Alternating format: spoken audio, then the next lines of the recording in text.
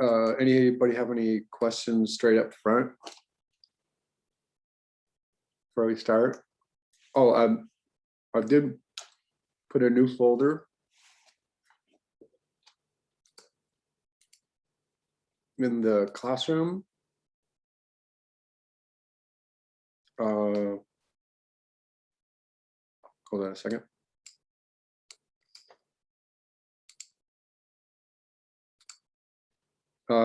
Files for 23 April today. So if you have anything that you want me to look at today, you can put it in any of these folders. We'll just go through these one by one.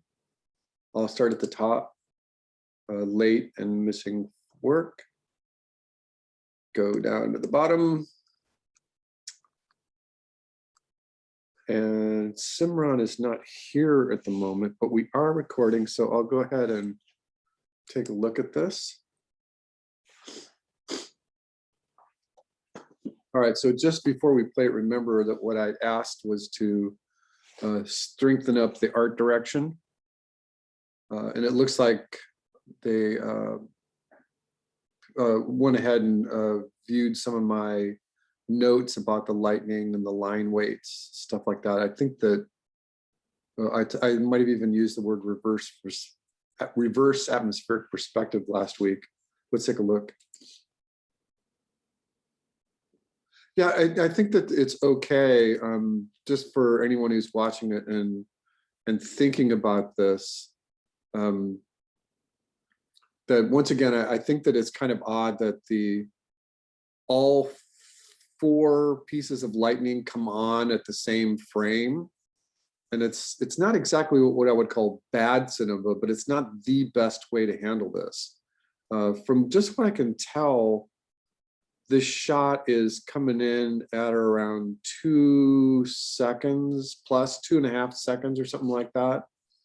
And my suggestion, Simran, would be is to just spread these things out. Take your timeline out to 120 frames, 5 seconds, or even longer, and delay things. Let the lightning happen. Let the volcano smoke be looping in the background the whole time, and then just have the fish jump once, that kind of thing, because everything's happening all at once, and it's just too much information for our eyes. I think that the lightning, the smoke came out of the volcano, and the clouds could be certainly cycling the whole time. It also might be a better idea if you either just copy and pasted the clouds and got them to move across the background, or you did that trick that we talked about a couple weeks ago where I showed you how to move things in Toon Boom. Your water looks okay. The lightning looks like it's just all compacted. It's all just a little bit too dense. Stretch things out, give it more of a cinematic look. All right, let me make marks in my book here. All right, Gabby.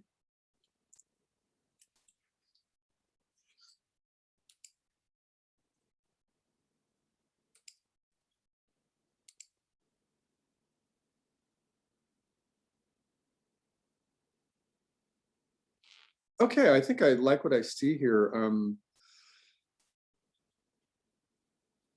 Yeah, the only thing that's catching my eye is this one thing that's just really easy fix if you can get to it.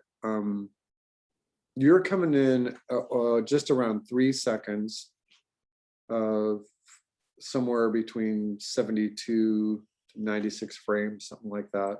And everything I think is working pretty well. There's lots of good art aesthetics. I like this giant lava splash. It's very dangerous. I like it. You know, I think that it doesn't match the art style though a little bit. I think what you could do is touch up the amount of quote unquote water droplets that you have and make a whole bunch of ones that are smaller, because it just looks a little out of proportion. It looks like you might have a water splash that's just on the sidewalk that's right in front of you. But this is actually a good distance away from the camera. So see if you can make some of those bigger water droplets smaller, and then add a bunch of the smaller ones as well. I think the one thing that's really catching my eye is this rain in the background. I think you've totally got the right idea, but this is 45 degrees. I think that what would work better for you is if you just took the rain and had it, because you got the main raindrops falling at this kind of angle. And I think you should just go ahead and do the same thing with the rain in the background. Just have it falling at that like 15-degree angle in the background as well.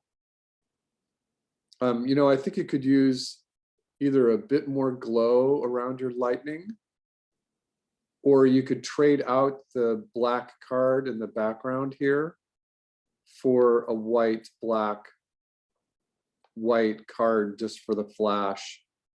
And if the lightning hits there, I think that you don't need to do that card for everything that's right here.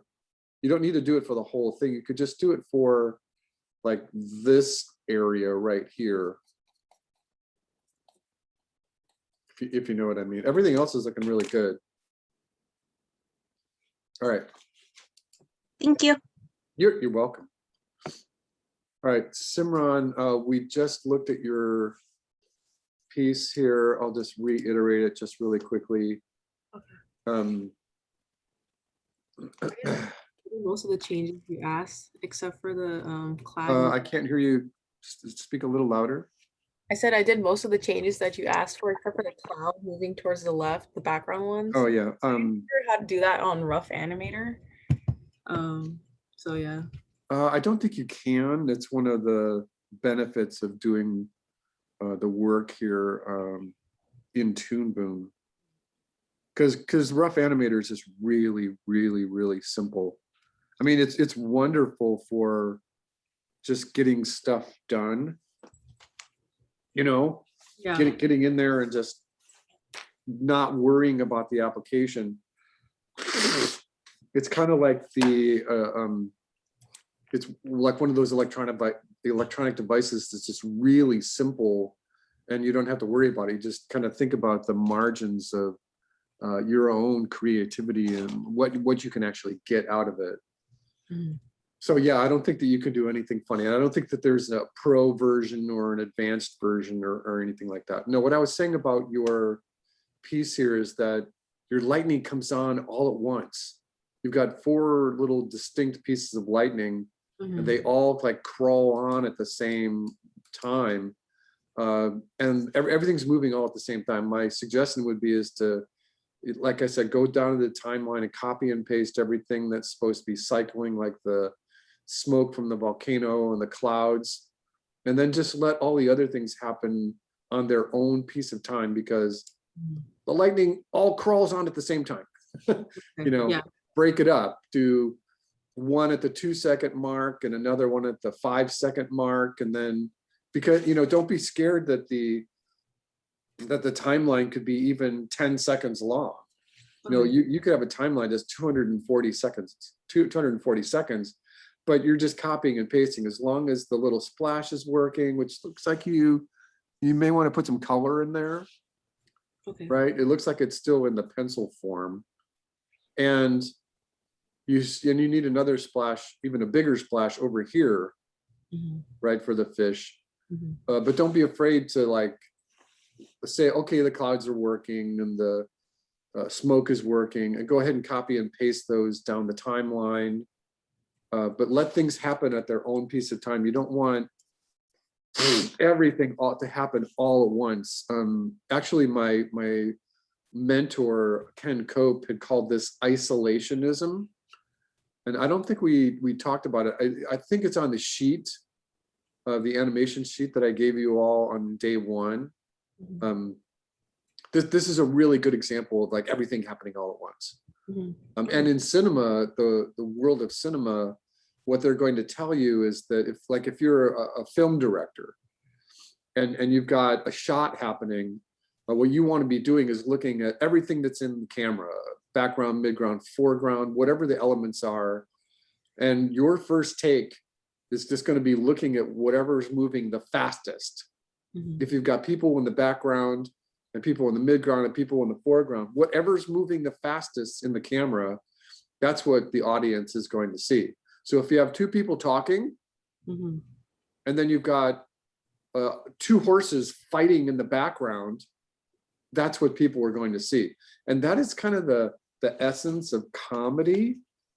If you go and study like the Leslie Nielsen movies, like Naked Gun and Airplane and all those movies, that's exactly what's happening with the rules of cinema. You're playing with the idea of what's moving the fastest. Drag things out. Drag things out. Give things their own place and time to live. Okay. Just artistically, I think it might be more interesting if you take these highlights on the tent, the blue highlights, Mhm. and you can see that there's a certain amount of contrast there. Put the light red highlights, make those a lighter, because I think that just make sure that the aesthetic matches. Everything is looking pretty good. Okay. Cool. Thank you. And you know, I think that the lightning flash, the white flash, Mhm. I think that you should try white, black, white, and not just white. White, black, white. White, black, white, and have it just be for this rose color background. Mhm. So just replace the rose background with white, black, white, and then go back to rose when the lightning happens. Okay. All right, you're welcome. Thank All right, you. so those are those two.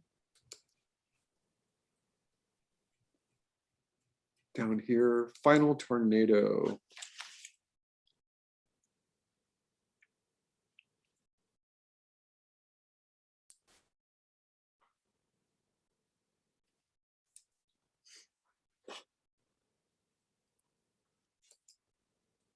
Team is not here. All right, just before this plays, I can tell just artistically, I think that this kind of looks like a fat carrot, right? And so this might just be still work in progress. That would be fine.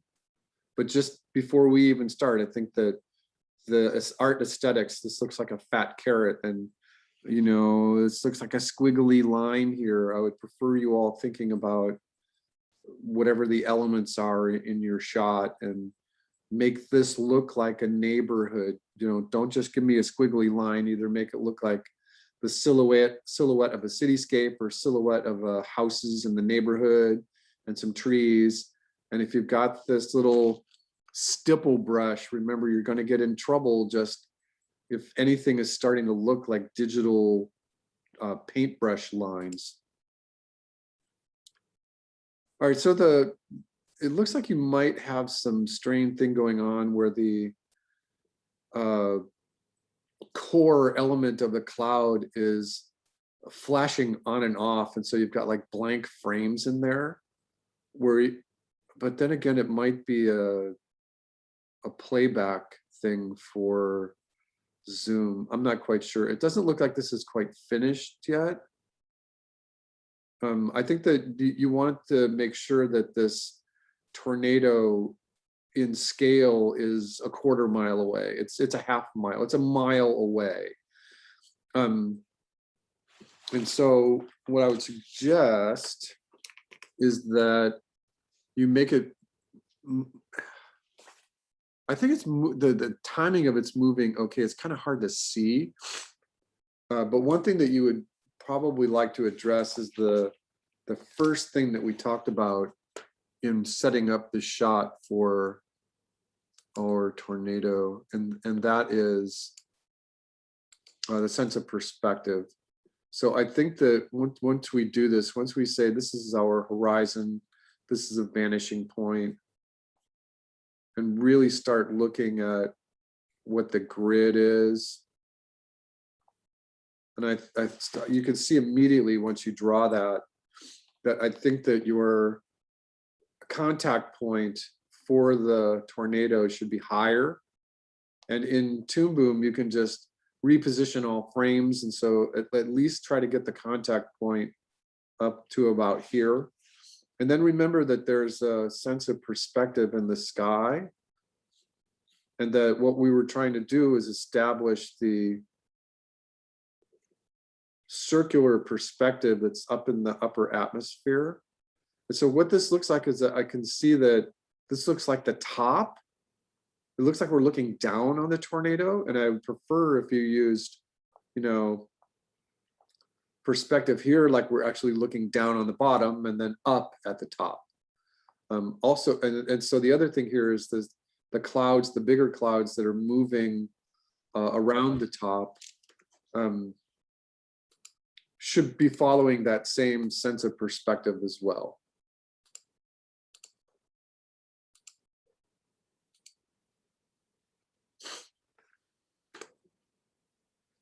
Sorry, you can't let people into the Zoom class and draw at the same time. So once again, the idea would be is if you've got the square that holds the circle that is the top of the tornado, that these clouds should be this shape. You know, it's a simple artistic expression. What's that? I'm sorry. Well, no, we have time to tweak things. That's okay. And remember, I think that the more interesting thing is going to be to get the tornado to have kind of a more organic shape to it, like this. And then that means that your little swirls. So remember too that the perspective, the circle that is a perspective on the ground plane is here, and the circle that is that fits in the square up at the top is like this. And so the rules are that these clouds are going to behave like that, but the clouds right here in the middle, they're the actually straight.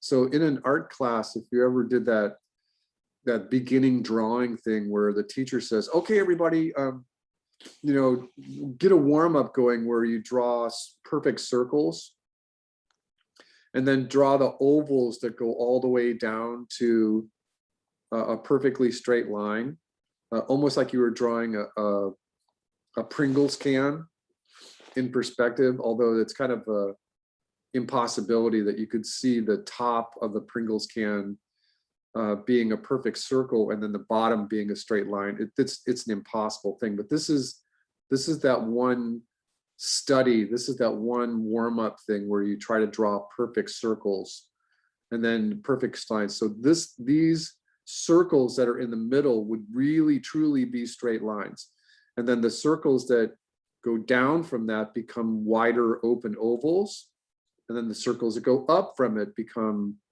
wider open ovals. If the tornado here that I'm drawing for you extended like up higher, you know, something like this, then you might see that this oval is like this. But by the time you get to the middle, those clouds that are swirling around the middle should be pretty straight. And then the ones at the bottom then take on more of a circular element. You need your debris, you need your lightning. So you're still working on that, keep going. We do have a couple weeks.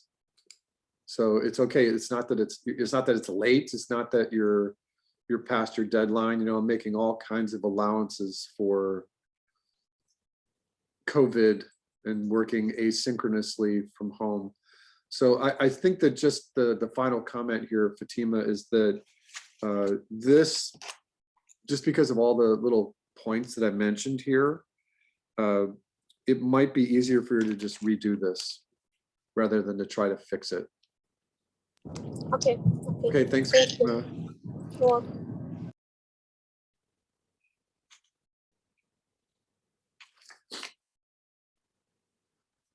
Let me make sure I get my attendance done correctly here.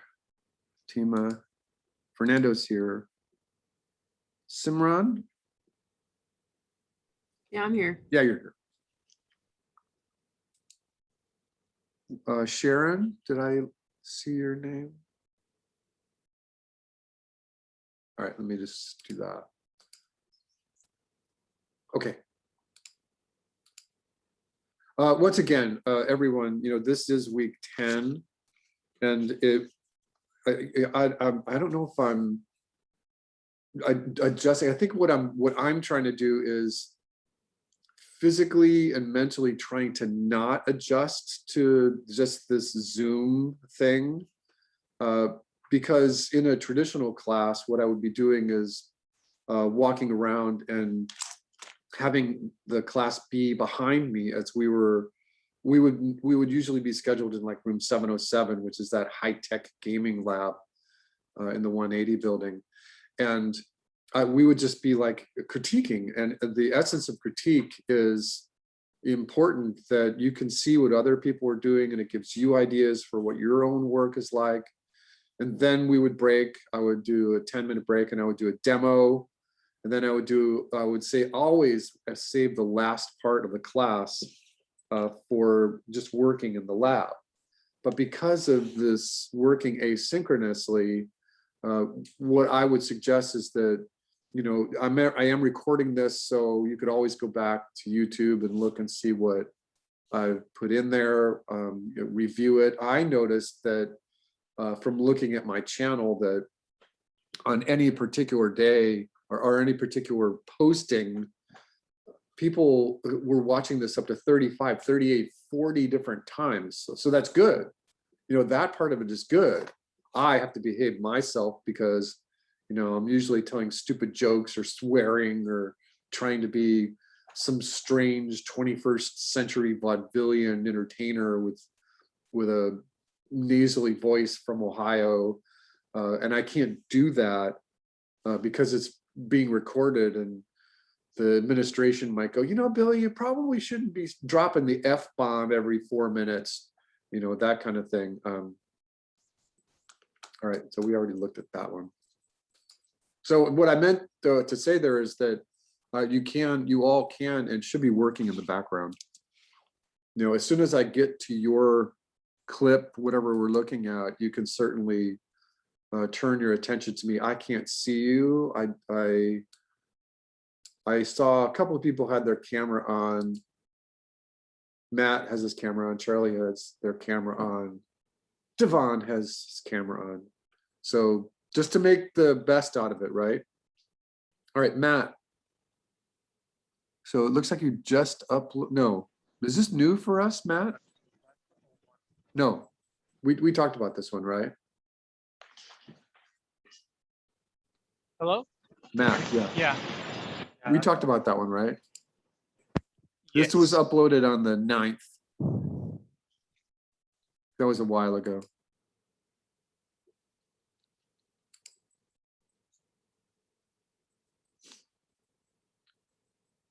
All right, did you work on this one more? No, I don't have a new volcano. I uploaded a flag, but that's Okay. it for this week. Okay. All right, Fatima.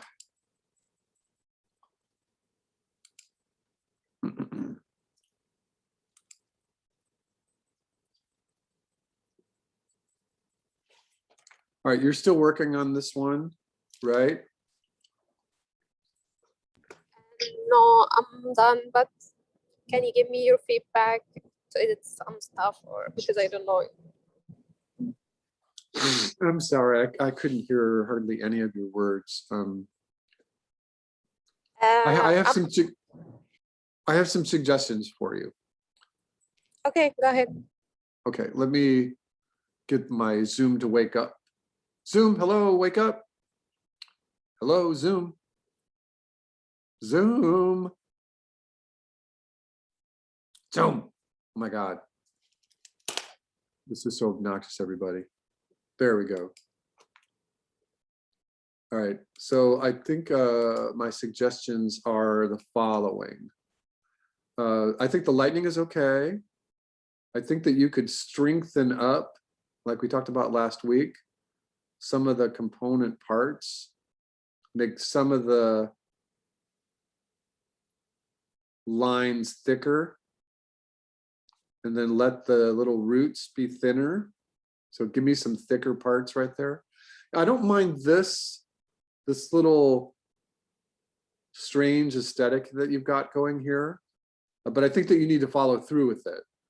If you're gonna start with that, then stay with it the whole time in your animation, and take it easy on yourself. So this would be a part that would be easier to redo rather than trying to fix it. But the redo is really easy because this node is just going to move into this node. It's going to move into this one and this one and this one. It's just really easy. This moves into this, you know, it goes up. So keep this overall aesthetic, and remember that this node right here is the beginning of that node.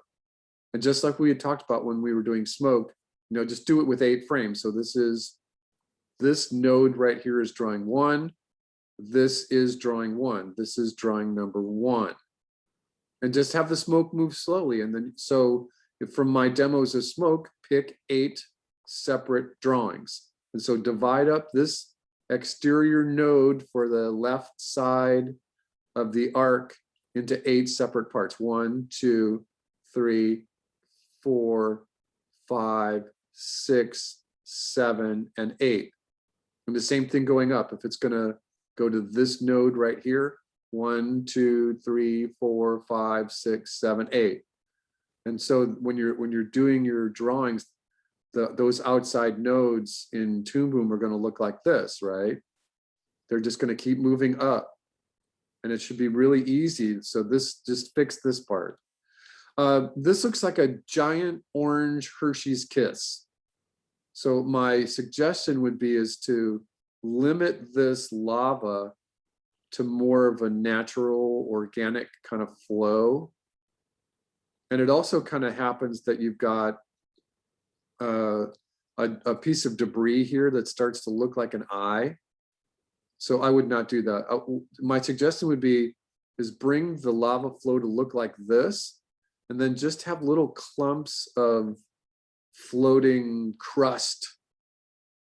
And remember that when I'm doing this, I'm doing this for a reason, so that you can treat this motion for the smoke going up with nodes, you know, once again, drawing 1, 2, 3, 4, 5, 6, 7, 8, all the way up. And then you do the same thing going downwards. This is drawing 1, this is drawing 1, and have this little floating rock be drawing 1, this is drawing 1, and have it going down 2, 3, 4, 5, 6, 7, and 8. And so that's moving downwards. And so these are all drawing 1. All of these are drawing 1. Same idea. There's a little debris right there. That's how the cycling thing works. You know, I think the fire is kind of interesting. It kind of looks like a paper cutout. And I think that you could probably work with that.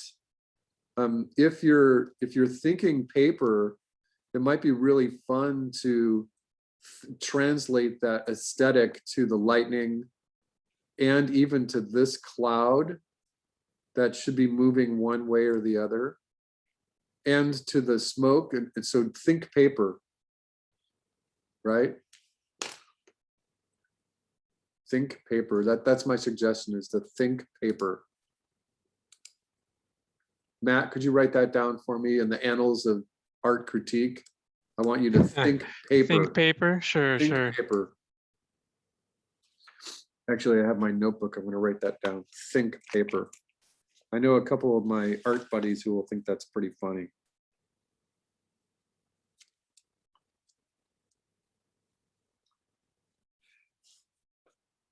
I wrote down something here the other. Oh, I learned a new word. I don't know how I came upon this, but oh, I think that the reason why I came upon this is because Miles Davis had just hired, everyone who Miles Davis is, famous trumpet player. He had just hired a very, very young and very, very brand new to the music scene, Herbie Hancock.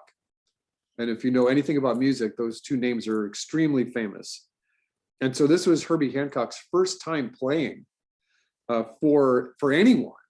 And here he was playing, or we're not playing for anyone, but for playing for Miles Davis. And he was very nervous. And this was on NPR like a year ago or so. And they were talking about Herbie Hancock just being nervous, and he wasn't like playing his best, and he wasn't hitting the notes as cleanly as he should have. And after a couple of songs, Miles Davis turned to young Herbie Hancock and said, "Herbie, don't play the butter notes." And what he meant by that was, don't play the obvious notes on the piano or the trumpet when you're doing your solos, when you're doing your voice for music.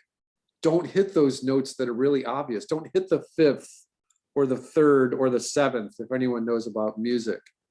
Go past them. Hit notes that are blue. And so that was interesting to me. Oh, and then the quote that I had found was, the word that I had found was tessitura, Tessitura. I remember that's why you have me as your instructor, because I always do these weird things. It's an Italian word that means texture in music. It's the idea of all the other ambient sounds coming from behind the leads and the main melody. Yeah, so I just wrote think paper in my main notes right there. All right, what do we got here? Matt, we already looked this one. I think that you're in a good place, but remember, this is should be just a reiteration that you've got dead points in on your upper right and lower left focal points, even the upper left focal point. Hopefully you've attended to that. All right, I don't know why this is coming back here. With no, that's the same one.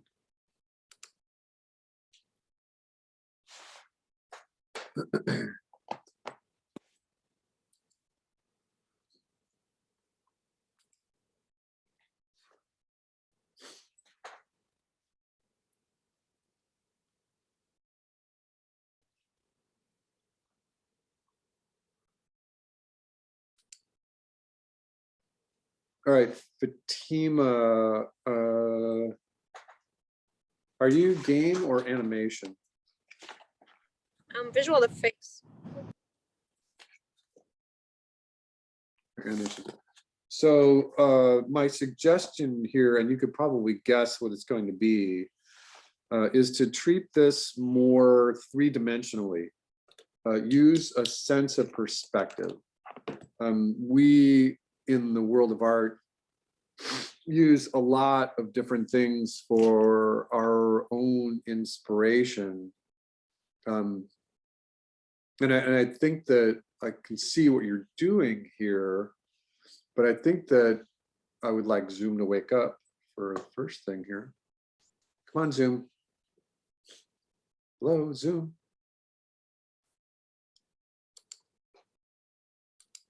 So my suggestion would be is that when you start laying this out, you should always think about your center being a focal point, your cinematic thirds, right? You always divide your stage up into vertical and horizontal thirds. And where those cross each other, those are your focal points. So this guy's hand is on a focal point. This guy's shoulders on the other focal point. Remember that in animation, we have to contend, and really film as well, that we have to contend with the action safe area. So you don't want to keep any important action. You want to keep any important action away from the corners. You know, this should just be reiteration. And then title safe. So you don't want any words, any credits, or if you're doing like the old school black and white silent films, you would never want to put any words in this area. And so when you start looking at this, it's like you've hit the little bubbles here. But I think that in terms of composition, I think that you might want to work on something that is more of a chemistry lab that might be in perspective. And so there's no reason why this can't be a table, and that your horizon is actually about here, right? And that once you do that, you've got a sense of perspective. So you can fix that table, right? So then you can say, this is the table that the scientist is working on. And then cut the side of the table over here so that it doesn't go all the way off the screen, that kind of thing. And so then you've got part of the stage to play with here. This little smoking thing here could actually be more of a contraption. You can say, I'm going to move my guy over. So you're going to move him over here, make him just a little smaller. He's looking a little big. And so, you know, if you want his hand up on the counter and he's holding his little, so this thing can be smaller here, because the idea would be is that you're going to do steam. Remember, we've already done smoke for our volcano. So go ahead and let this one be like steam. So give yourself more of an interesting shape of this steam to play with here, right? And remember, just do a little bit of research about what that steam looks like. You know, so let me just redraw this up in this black space here. You know, steam has that ability to just disappear really quickly. So you draw one arc and then you draw another over the top of it like I'm doing right now. And then you just fill these little areas in. And if you want, you can like go back and bolster up these guys and make them a little thicker, so that the idea is that the vapor is really thick, but then it just dissipates. It becomes nothing. Up in here, it just becomes nothing. And so once again, the ideas of special effects are pretty much the same. It's moving up. So you pick this node, moving into this node, and you do a test. You set this to work on 8 frames and see how you like it. This node moves into this position, moves into this position, moves into this position. And so you see if you can do it with 8 drawings, right? And then you do these 8 drawings and you see if those 8 drawings on 2 is a 16 frame cycle, and you say if you like it or not. You might find that you do these 8 drawings on 4s and it's a 32 frame cycle, and that's fine with me. Right? So if these little bubbles are popping here, I think this might look better if you just kind of put this over here somewhere. You know, you've got a focal point right here, and the other focal point is here. That's kind of your guy. Got one in the very middle. So, and then you've got a chance to play with yet another like countertop over here. And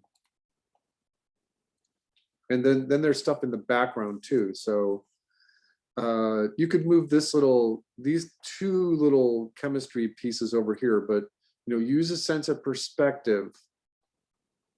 And if this guy is boiling, you might want to put him on a little Bunsen burner right here and put little feet on him. And then if this test tube is doing something here, you know, just think about it more artistically. And then you could use a window in the background and some lightning flashes back there. You've got this area here then to play with, and then this area here to play with as well.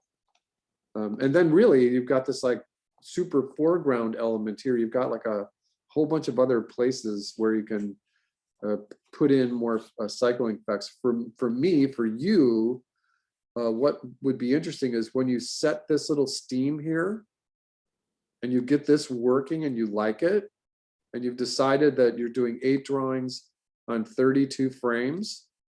You know, 32 frames is only 1 1/4 seconds. And so you finalize this. You do this steam first and you say, okay, I like this.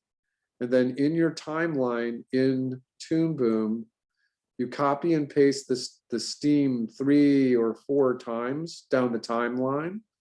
And then all of a sudden you've transformed this into something that is not just 1.5 seconds long. Now this is 6 seconds long total.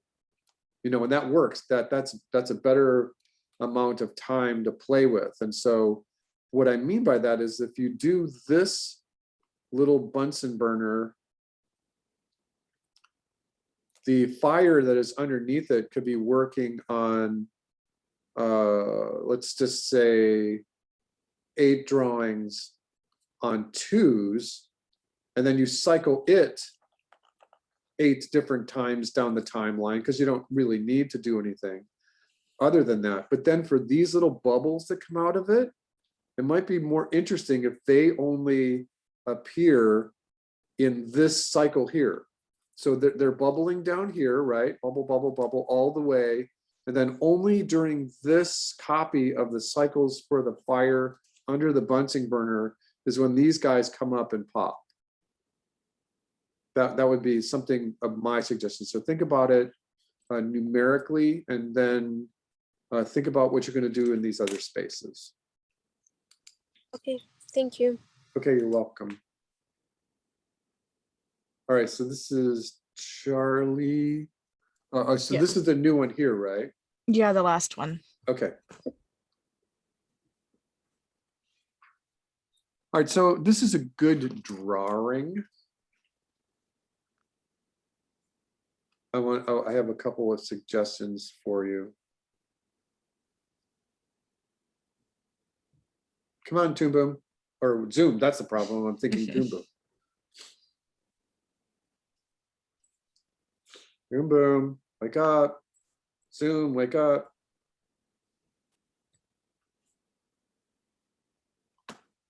Oh my God, how am I supposed to draw if it's not gonna wake up? There, geez.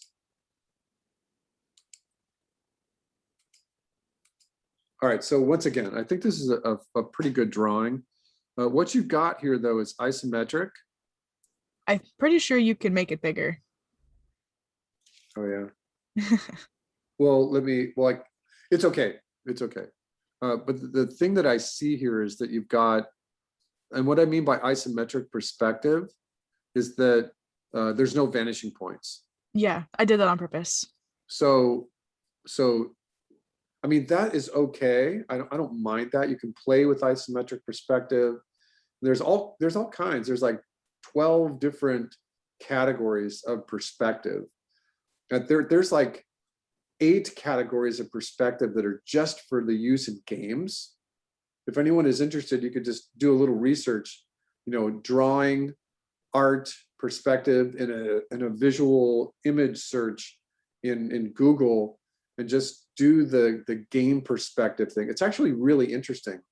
There's all kinds of really odd ways, oblique ways of looking at cubes in side-scrolling games, and in, you know, what we see in first-person shooter games is just reality. It's straight up perfect 3 dimensions. So I don't mind you playing with this as long as you know it, but your stuff is too far away. I think it's just a little too far away. So my suggestion might be is to take your camera and zoom in on it so that we see this stuff like this. Mm-hmm. And then that automatically scales things up a little bit more. So then we can see that this little steam here is going to be a little bit more, it's going to be bigger in camera. It looks like you've got the idea of another cycle of steam happening over here. But yeah, the primary critique here is to zoom in on it, because this stuff is just going to be too far away and your drawings are going to be too small. So it looks like you might have rain on the window here. Yeah. And is this a curtain that you've drawn? Yeah, it was really just for decoration. Are you game or animation? I'm animation, but I also want to do game, so. Okay, so that's fine. So what I would suggest, and you can see what I'm going to suggest just by my little sketch, is doing a flag where the pulses of the wave move down. So just do like an inverted flag here for the curtain so that the window's open and the wind is blowing it. Right? And then you could have little rain actually coming in and hitting on the floor. Why not, right? Are you gonna have an explosion somewhere maybe? Yeah, my character's going to shake the beaker and then there's going to be a pause and then it's going to explode and leave that like cartoony ash, like Right. black everywhere kind Right. of thing. Right. So yeah, it's gonna shake it. The explosion's gonna start about right there. Remember, use all your rules of explosions, white, black, white frames. Go study all the explosions that the Coyote and the Roadrunner ever did, the Chuck Jones stuff. Hmm. Just study what the final art looked like for those explosions. You know what might be interesting here, and it just kind of occurs to me that, so you're going to do like all the stuff that is the blast mark that is on the desk here, Yeah. and he's going to be all black marked and stuff. So he's going to have like a really heavy shadow here. But the thing that just might occur to me is that, you know, you're going to have a chance to work with a cloud or the smoke. Remember from our explosion demo that there's going to be a bunch of smoke that is like dissipates faster. So this is not like our volcano smoke. This Yeah. stuff here, it just moves out and it dissipates really quickly. It just goes away. But the thing that occurred to me is that when that happens, when this explosion happens, it could knock over this little beaker, right? Hmm. So this little beaker, and it could knock all this stuff over. So when you do the white, black, white, and you could even play with this explosion happens right here, boom. And you could do white, black, white, black, white. And when you're doing this, take this whole background, and when you do the white, do the silhouette.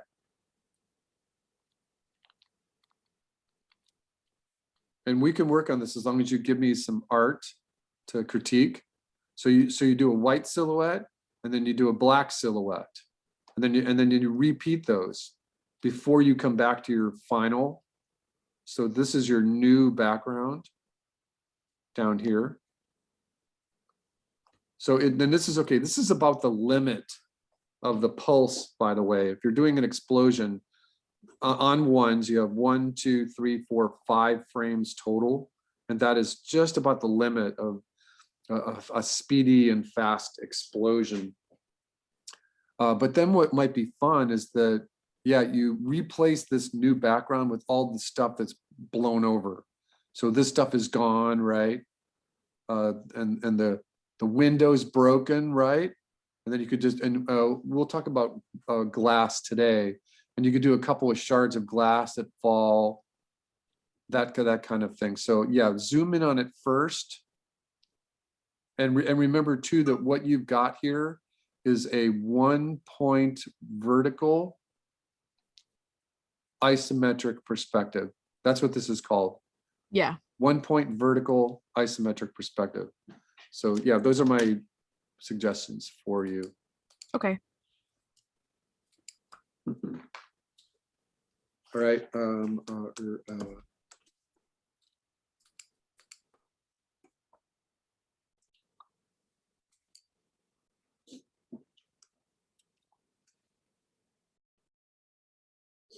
All right, Fatima, we already talked about this one. So it looked like you might have put it in 2 different places. That was a question.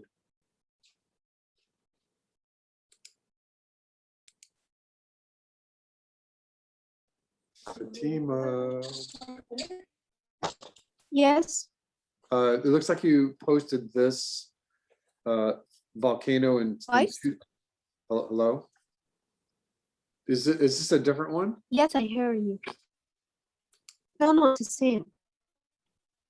The same one. Yeah, this is the same one. So just go Yeah. off my notes that I just gave you. Just go out, Okay, just refer to the notes that I just gave you.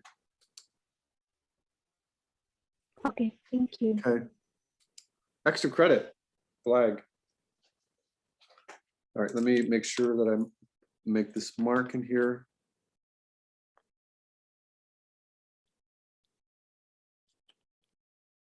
Okay. Simran.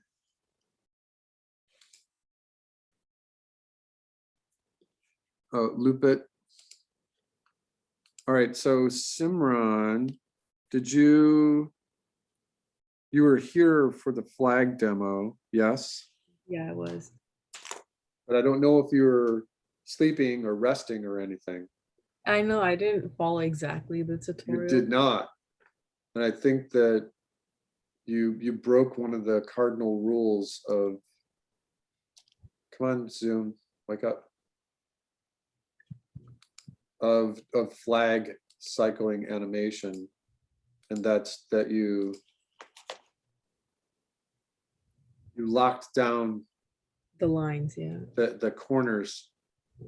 I don't mind the super high graphic thing that you've got going on with the shadow or whatever it is, the highlight or the shadow moving across. That's fine for me, but this is not correct here. Okay. I'll give you some points for it, but I'll also give you more points for it if you fix it. Now, I don't think that you can technically fix this. I think it might be easier to redo this. Okay. Yeah. And I think that just from my reiteration of the lecture is that there's a couple of things that and if you came on early, you could have seen what I was doing is I made a brand new correction to my outline for this class is that in week 2 or week 3, we're going to do the flag and then the fire and then the wave and then the lava, because those all are the same exact principle of animation, wave animation, cycling. But for this one, I think that you are going to find this to be much more successful. And once again, I'm just going to put in the focal points just really quickly. Just like that. You're going to find this to be much more successful if you take your flagpole and put it on an angle and give the flag a little bit of a break from the flagpole itself. So it's a little inconceivable that this fabric is going to be tight right up against the pole. And then do your first keyframe and just go study what flags actually look like out there. This is just kind of really just too simple. It's a rectangle with an S-shaped wave in it. And so for this, do some research about what the end of that flag might look like. If this is an up arc here, then more than likely, this is going to be an up arc on the bottom. And remember from my demo that they don't have to be parallel to the edge or the edge at right and left edge of the flag. They can be offset a little bit. So this upper wave right here, if it's offset a little bit, is going to be down here. And then this under like that. And then if this edge is looping upwards, then it would be okay to have this one loop downwards and then just kind of tie them. So that doesn't look exactly like a rectangle. So I'm going to move this out just a little bit and then get those two to kind of behave together. Like there's a little crease, something like that. So now this is looking a little hideous. And I would just, and again, Zoom is not the best drawing tool. So I might move this down a little bit something like that. And then these creases should be on that angle as well. Okay. So yeah, I think it's going to be easier for you to redo it rather than try to fix it. Yeah, I'll do that. All right. But like I said, points for sure, but more points if you do it correctly. All right, Matt.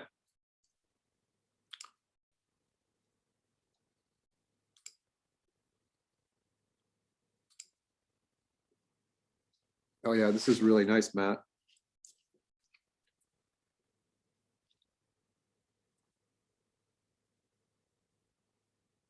Sorry, I'm making notes here. Okay, so I really like the idea that you have studied this flag and the animation for it that are just very much completely different than my demo. That's just really nice. You did this in Harmony Toon Boom, right? Yeah, it's in Harmony. Okay, so yeah, this is working really well. This is really nice. So I think that my first suggestion is go ahead and do a tie down on this. In other words, clean it up. So instead of the rough lines that you've got for the little ruffles of the flag, just go ahead and draw them out so that they're final lines. But I think that what you should do, and I could just talk you through this if Zoom doesn't wake up here in just a moment. Zoom. Oh my God. All right. Is take everything. Just take, it looks like you're probably only working with this on a background level. And then you've got your flag on its own level by itself. And reposition all drawings so that take this and just make it a little bit more counterclockwise. And again, this is just for artistic's sake. Just take everything and rotate it 10 or 5 degrees counterclockwise. Okay. It'll just make it more interesting. And then you can put in just some really simple background stuff in there. But yeah, you've got the whole thing working really well. And for whatever it's worth, everyone, the idea of these waves moving, we're borrowing this, we're using the same exact principle for smoke and for fire and for lava. It's those waves, how those waves move. And so you've nailed it. This is really good. The difference with the flag is that the edge, the leading edge of the flag, and that's great. This stuff that you've got going here is working really well. What I would suggest even is to go in there and put in some kind of simple background, maybe. You know, it doesn't have to be crazy. You could just put some clouds up in the sky, and you could use that thing in Toon Boom where you get it to move, right? So you draw one cloud back over there, and this is the same cloud, right? So that it moves up in perspective, and that's a really easy fix. Spend an hour fixing it and then submit it to the spring show.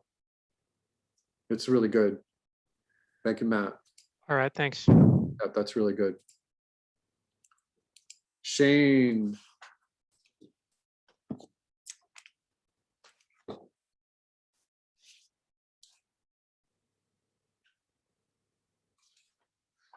Reminder for everyone that this extra credit is open all the way to the end of the semester. This is not just due today. I don't know if I said that when we talked about that. We talked about this last week. Yeah, this is open for the rest of the semester.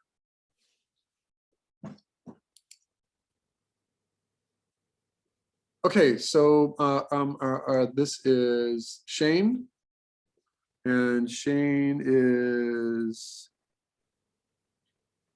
with us. Yep. All right, so, oh, why did it turn off? Oh, I have the loop turned off. All right, so the same thing with rotating.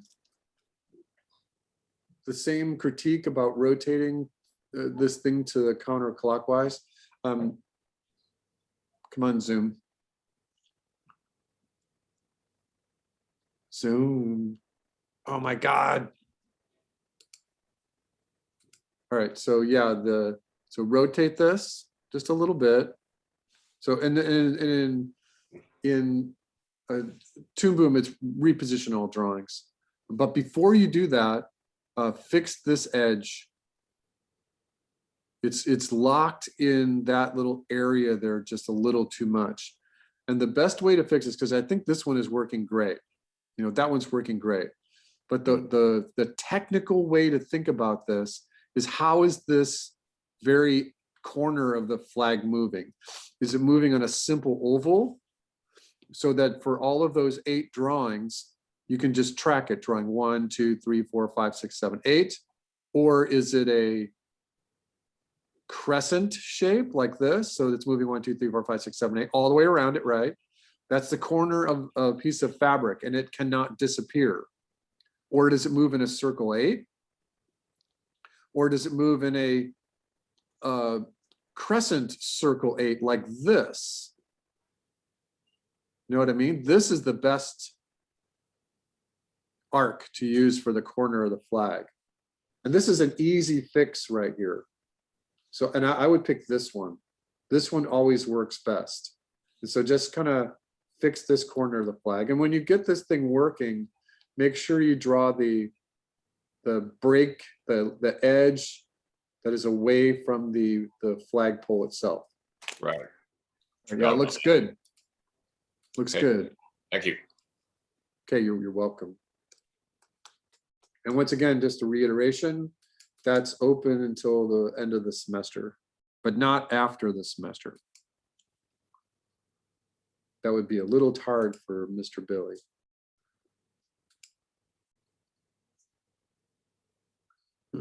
All right, this is Mark. Yes.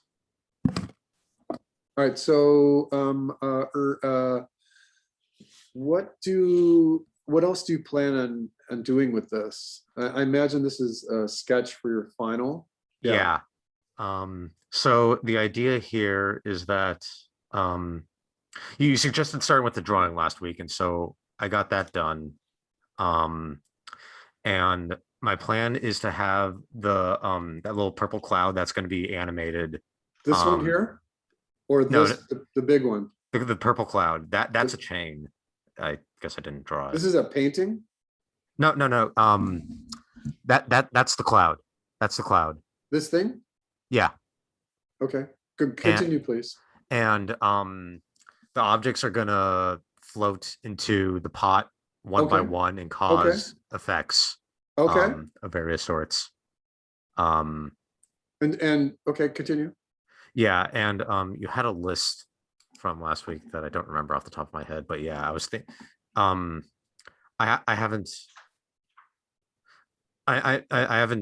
thought all the way through about which effects I want, but yeah, just the usual stuff we've been working on. I think bubbles, dust, maybe some light flashes and such. Right.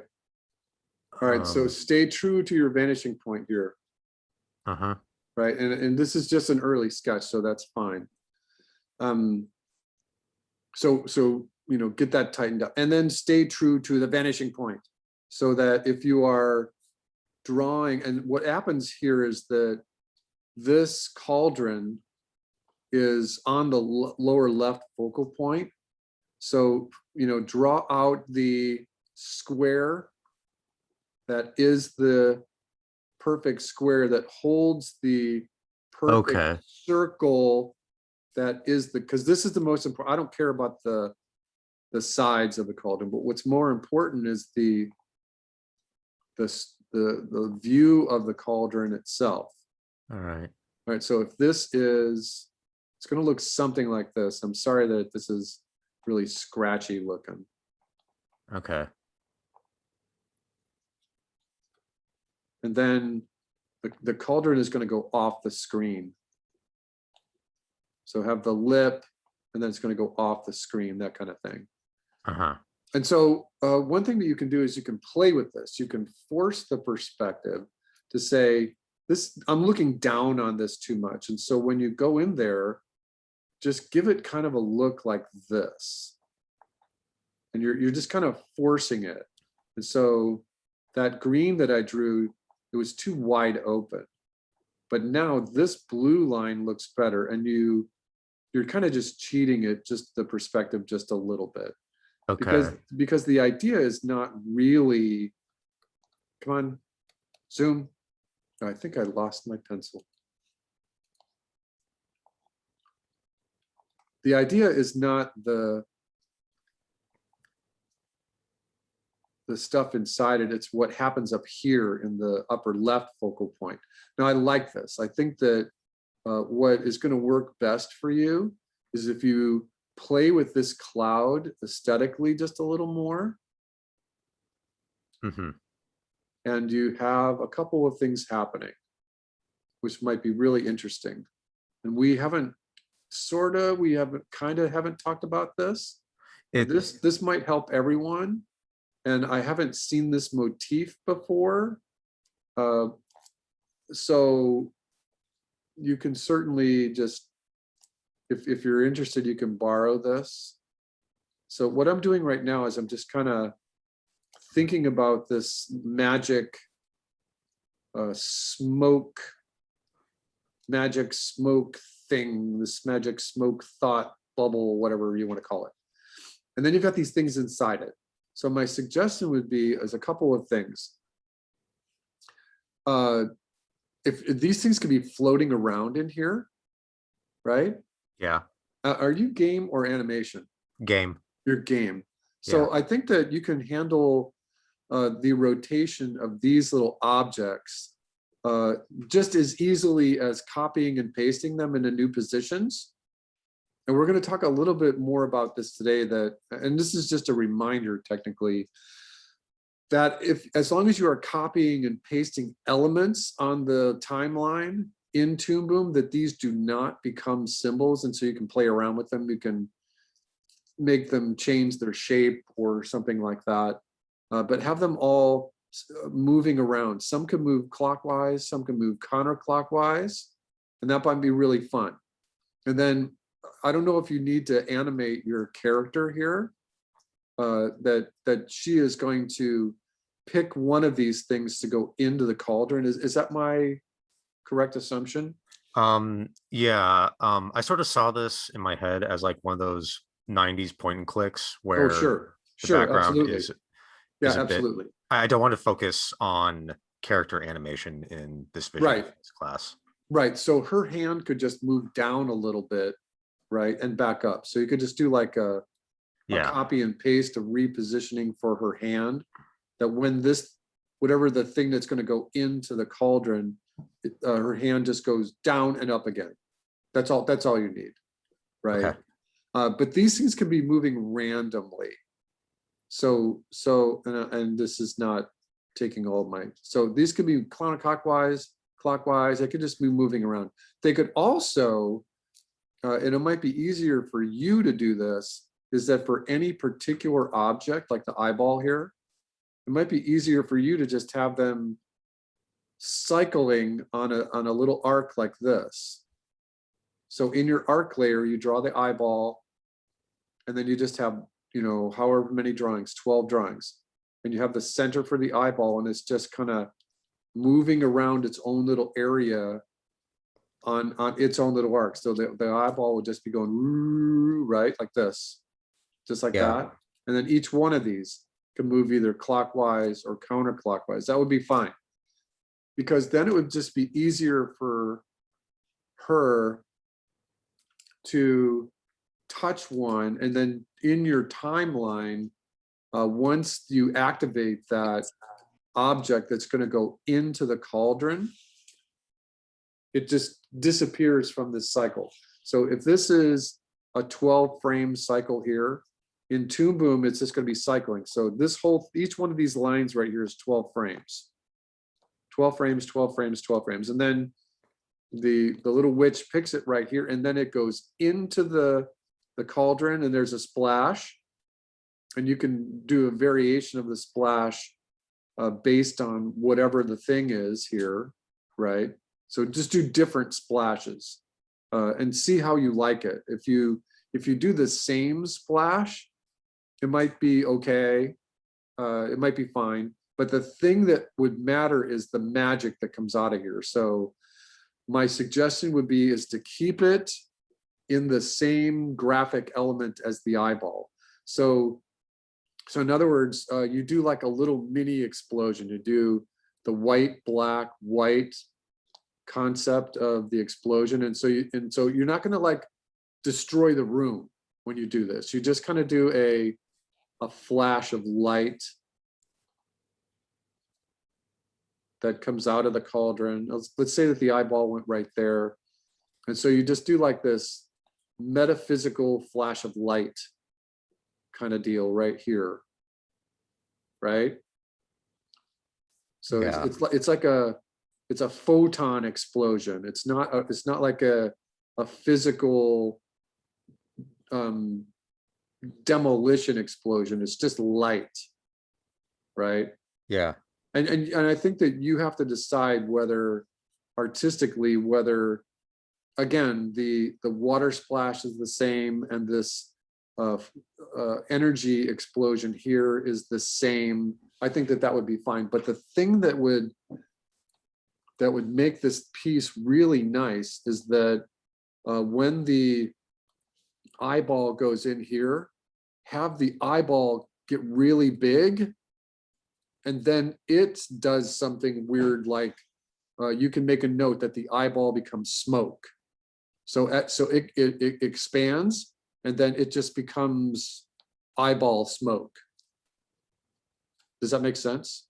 Are you saying this happens after it goes in the cauldron? It Yeah, rises up. it goes into the cauldron. There's a little splash. And again, you can pick whether you want to repeat the same splash for each one of these elements. And then you Yeah. have that little photon light thing, and that could be the same for every one. It might be more fun that if you use the same animation, and now you're gonna have to pay attention to all my words.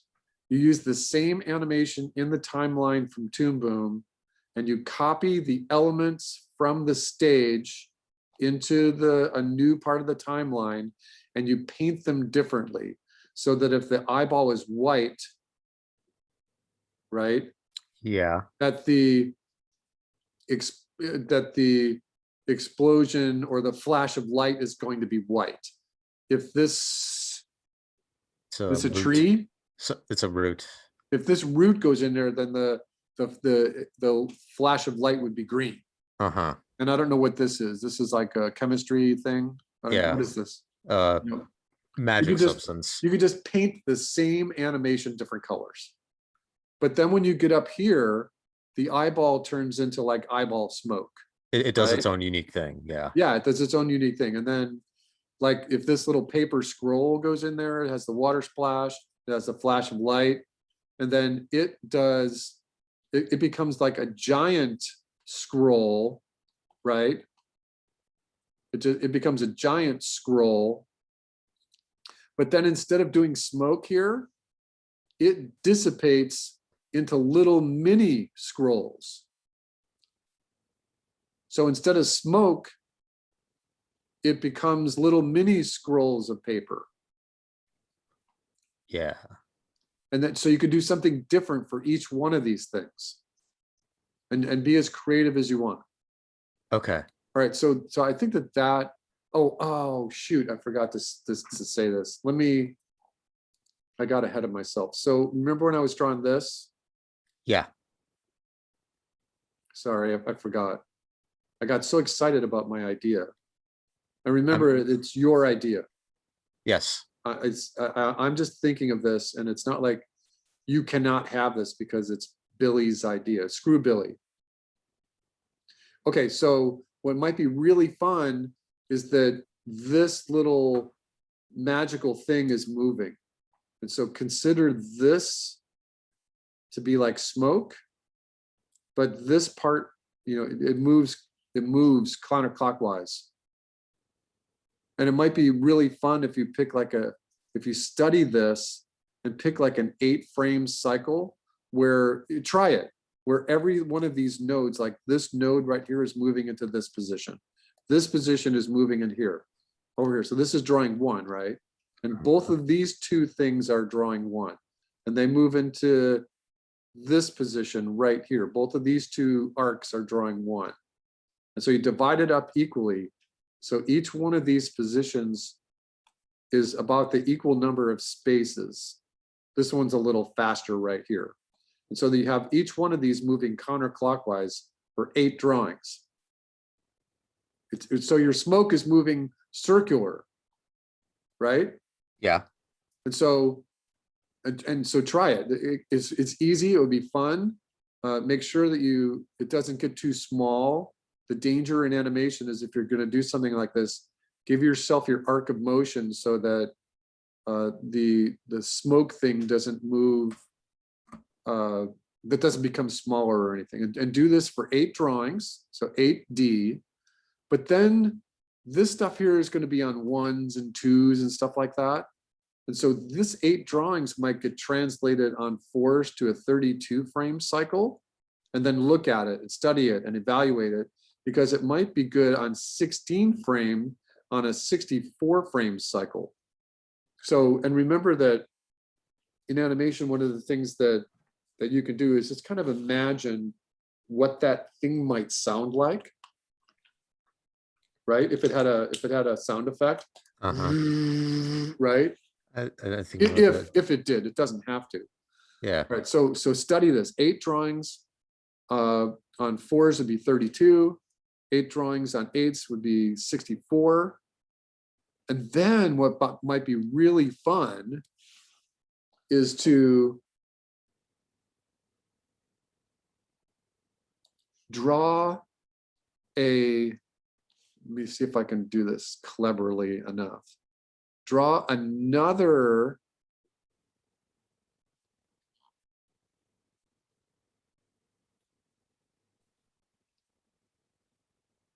Just a whole nother node layer done at a whole different nother layer. done at a different frame rate. No, the same frame rate, Hmm. going clockwise behind it. Yeah. So the purple is the pink is in front, moving counterclockwise. This blue is behind it, moving clockwise. And then remember, you can put nodes, you can put transparency and blur and whatever you want on them. And also it might be really fun to make these really thick lines before you paint them. Yeah, but try one thing moving clockwise and the other thing moving counterclockwise. It's the first time when we would see a circular cloud like this. And this is just pure magic. A lot of what I try to do for this effects class is more based on Mother Nature, right? Yeah. But this is just magic. And here, you could just have total fun with it. Yeah. And it doesn't have to be totally away from her. This is going to be behind your little witch. Mhm. So it can overlap her a little bit. That would be fine. Yeah. So yeah, try that. And I so each one of these things, when it goes into the cauldron, has its own weird special effect. You know, one of them could be like the little thing of paper can just turn into little papers. The eyeballs can just be a smoke. This thing turns into pixie dust. You know, the tree starts out as a little sprout and then becomes a giant tree and then takes over the screen. Watch me and my mom, and then just goes off the screen. Uh-huh. So yeah, pick a different weird thing for each one of these 5 things and it'll be fun. Yeah. All right. Thank you. Oh, you're welcome. All right. You? Yes.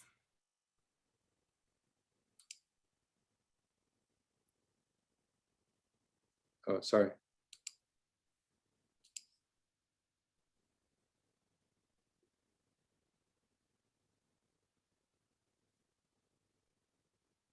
I'm studying it. I'm here.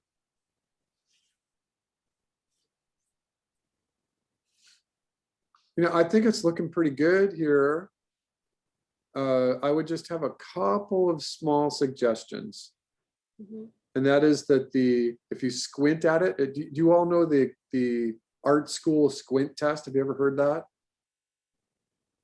Has anyone ever heard that? You squint at something to take away half the light. So it's giving you a different impression. It's called the squint test. So when I squint at this leaf is painted way too green. Oh, okay. Just paint this leaf more of a natural color. Yeah.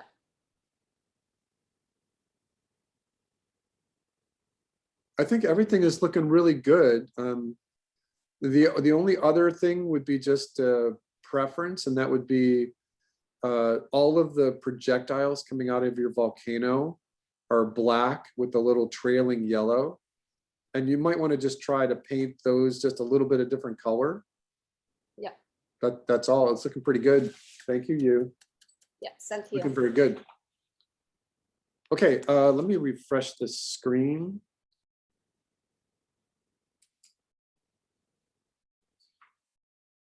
Okay, let us take our break. I know it's hard for you all listening to me. I wanted to say, Javon,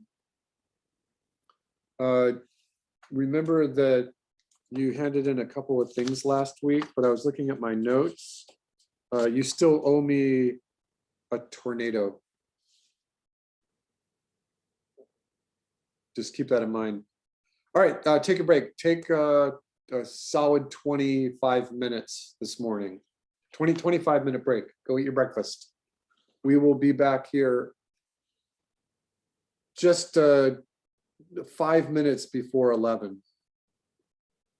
5 minutes before 11, and I'll do introductions to my 2 demos, and each one of those demos should take about 20-25 minutes.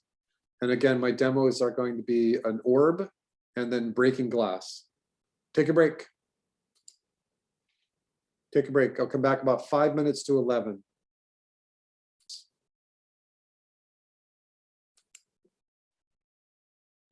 Now, I'm also realizing that not everyone is going to either want to or need to or wish to have an orb in their final, which is fine. That's okay with me. But you still have to do this. You still have to do an orb as a standalone project, if you will. All right, this is partially set up here. I set this up last night. Let me turn a couple of things on right now.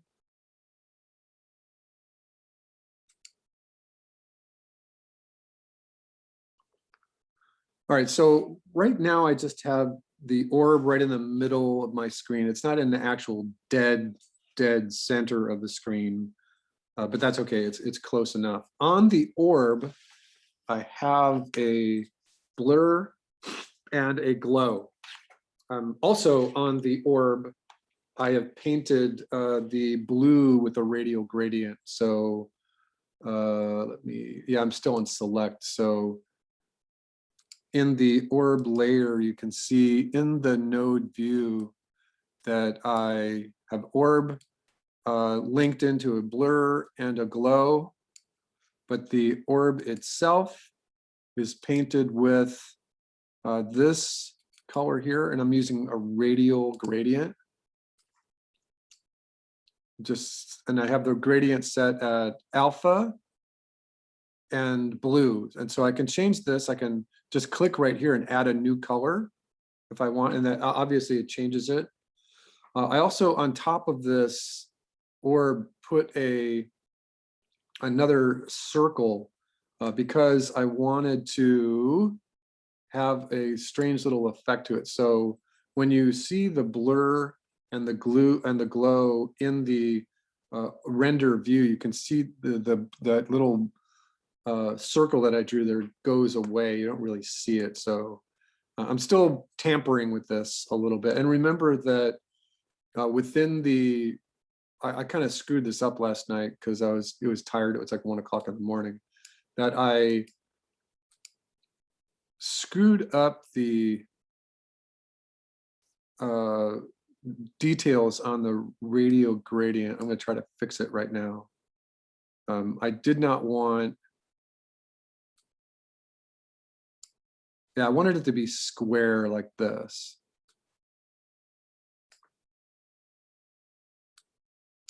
So I think it's close enough. I think that what happens is that it gets blown out in the blur and the glow anyway, so it doesn't matter. But I think that it becomes important to you all because you want it to make it look like a magic orb. You know, so that turns into this, right? And that helps. I got that glow. For whatever it's worth, my settings on the blur are 2.8. And I was playing around with it last night. Let's just take it up to 3. You know, it looks like somewhere between 2.5 and 3.5 on the blur itself is good. And then the glow, remember that they're gonna match each other. Once you start the glow, and I don't know if I mentioned this to everybody, but once you put the glow node in and you're working with the glow node, it defaults to RGB for 100%.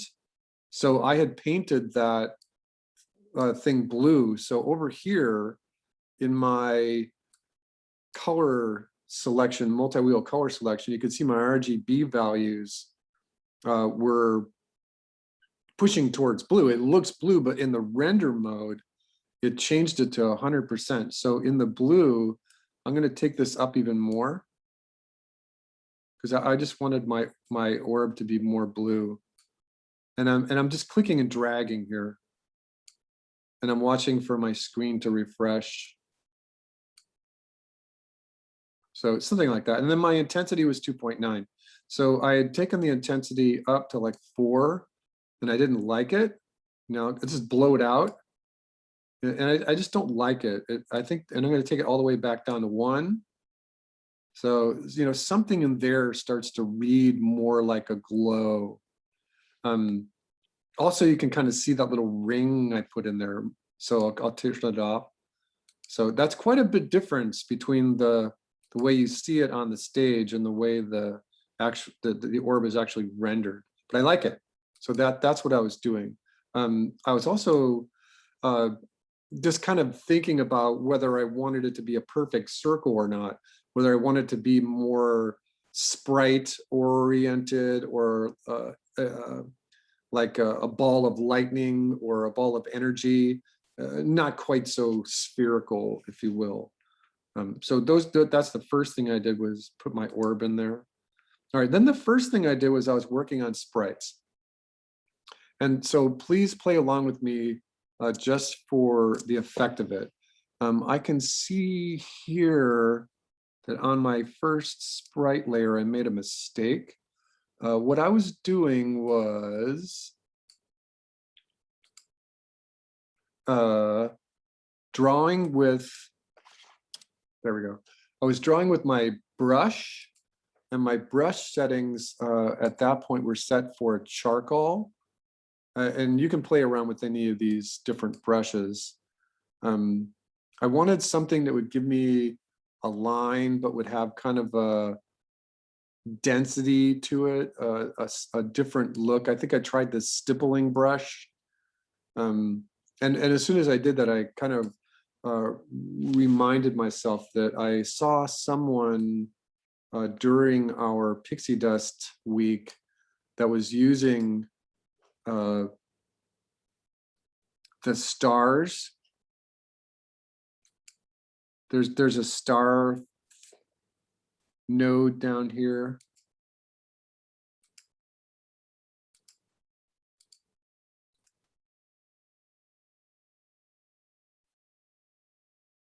And if I would have caught you, I would have probably asked you try to not use the stars I don't remember. I thought they were right in here somewhere.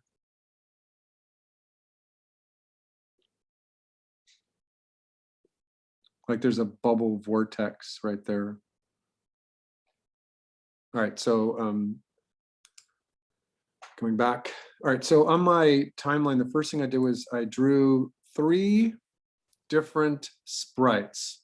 And again, I just used my brush. And I also used the shift key to constrain. So I'll just do one and then I'll erase it. I'll show you. So with my brush set on this color, actually, I think I was using this color. I started from the center and I hit my shift key and I just drew a line out. And then I hit the command key and I put the pivot point at the center and I rotated it up just a little bit. And then I let go and now I'm back on my brush. And I started from the center again and I drew another line out. Now I'm still on my brush and I'm still in that strange charcoal thing. And I started from the tip of this one and I went outwards so that it was kind of looking like a pulse of light or something like that. Then I painted it and I painted it with just the regular paint bucket and it didn't fill it in all the way. That's what this, these little strange little negative spaces in here are coming from. And I kind of liked it. It was kind of weird. And I wanted to play around with that just a little bit by taking the sprites and adding a glow and a blur to it and seeing what would happen to that little unpainted negative space right there. All right, so what I did is I did 3 of those. So I'm gonna make these go away. All right, so I did 3 of them on my first frame of the sprites. And the reason that I did 3 was because I knew that I wanted a total of 9. And so I did them at this kind of angle here because I knew that I wanted a total of 9. Oops, sorry. So that I wanted 1, 2, 3, 1, 2, 3, and then 1, 2, 1, 2, 3. I wanted a total of 9 different sprites. And so what I did is I drew these guys out first, and then I copied and pasted them. So I just hit my command key and I circled it like that because in Toon Boom, remember that if you just go like this, you're going to miss those little pieces that you drew to fill in the shape.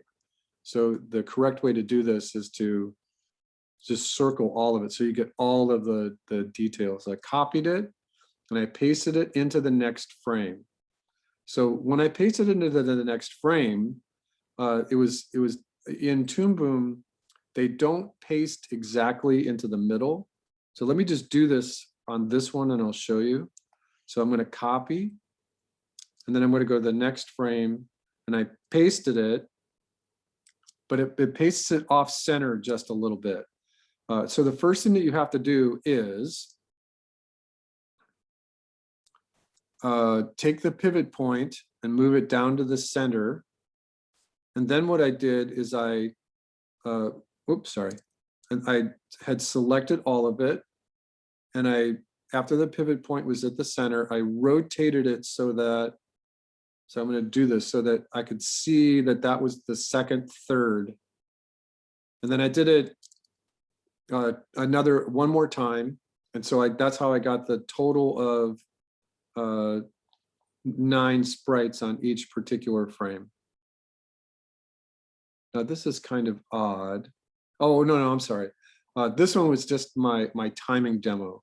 So what I did on the second frame was I just took this one and put the pivot point towards the middle, and then I used the grow tool, the transform tool on each one of these separately.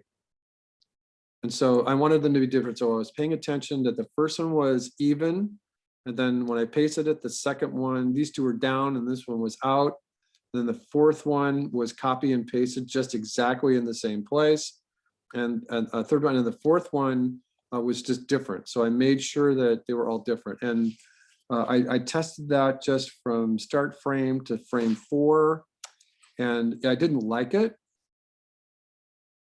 I thought they were just moving. Oh, hold on, I'm in the wrong render mode. They were just moving too fast. You know, I think that you see an example of this in Pokemon Go, where when the characters evolve, there's an orb behind the character, and there's all these little sprites that come out of it, and you could do that. So this is on ones. This is 4 frames. So this frame was the key frame. This frame was smaller. This frame was the exact same frame as frame 1. This frame was bigger, or whatever. You know, these 2 frames were animating, and so that's my.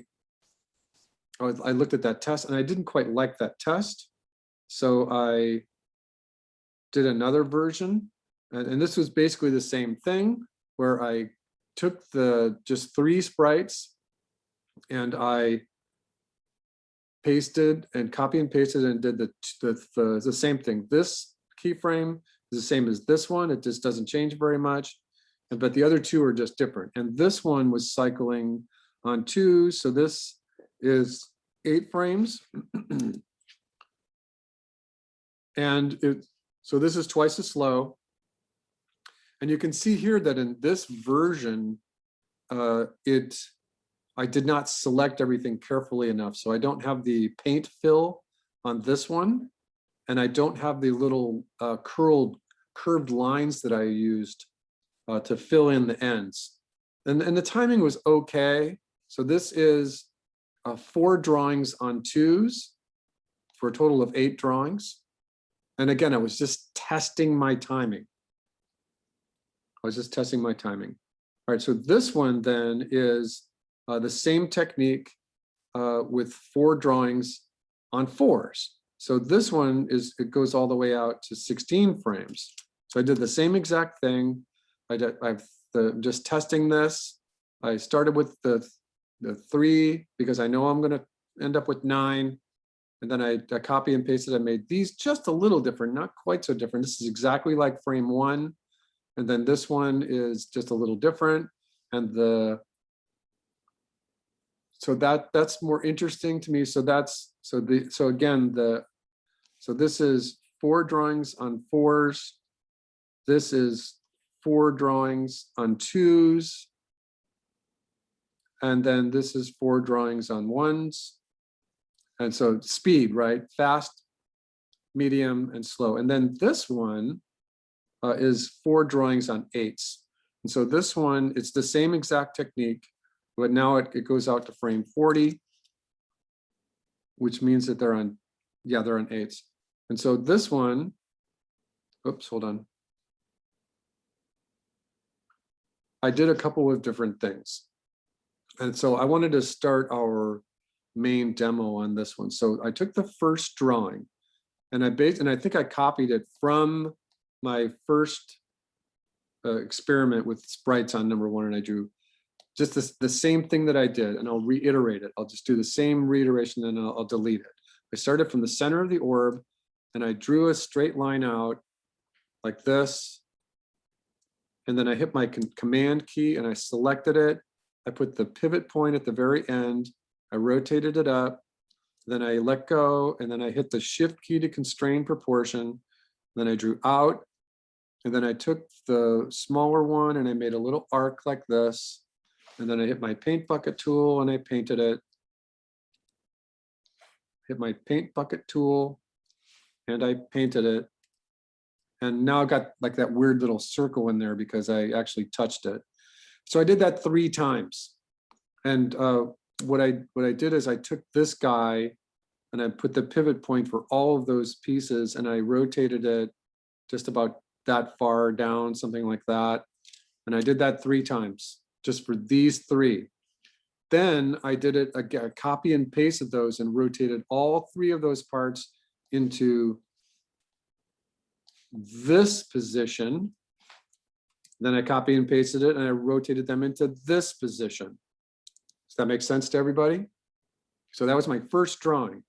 And then on the next drawing, what I did is I took all of these. So I hit my shift key and I just took everything here and I copied and pasted it into the next drawing. And then what I did is I rotate. Well, the first thing I did was rotate everything. So let me just show you. So with my command key on, I took everything and I copied it. And on this frame here, I pasted it. And then I held the shift key down. I put the pivot point in the very center. And now I rotated it just a little bit, like about a third of the way counterclockwise. And then what I did is I took each one of these with my, because I was still, actually at this point, I wasn't drawing anymore. I was just using my main select tool. I took each one of these little parts and took the corner and just transformed it so that I knew, and I was trying to pay attention to whether it was moving, if the previous frame was moving out or in, and I just kind of got into the mode. But I didn't use this tool because this would make it oblique. I used this corner because I just wanted it to grow and get smaller. So not only was I copying and pasting it, but I was also rotating it counterclockwise about a third of the way through this position to this position. And if you know anything just about cycling animation, if you've got 4 or 5 distinct drawings, all you need to do is get about a fourth of the way through it and it will animate counterclockwise. And so at that same time, what I was doing was making the ends of the sprites go in and out. And so at 40 frames then, so not only is it going counterclockwise, and it looks kind of random too at one point or another, which is fine, right? So it's rotating and then it's not. You're welcome to try 3 of the sprites or 4 of the sprites moving clockwise and 5 of the sprites moving counterclockwise, or you could do your own numerology. You could do 6 and 6. There was 6 moving clockwise, 6 moving counterclockwise. But the thing here is that I put them all on the same level, the same layer, so that when I go back in and I put my nodes on it, that they will all get the same treatment. So right now, the animation is not going to play here, but in the node view, if I go and put in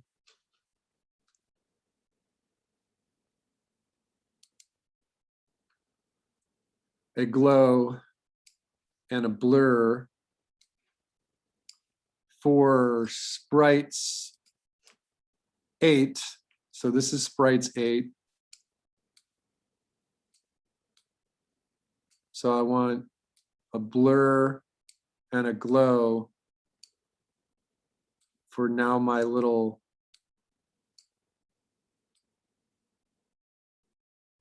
sprites. That's default, so it's not showing me any difference here in the render mode. So my blurriness I'm going to take up to like 0.8, which is fine because I want some sort of definition there.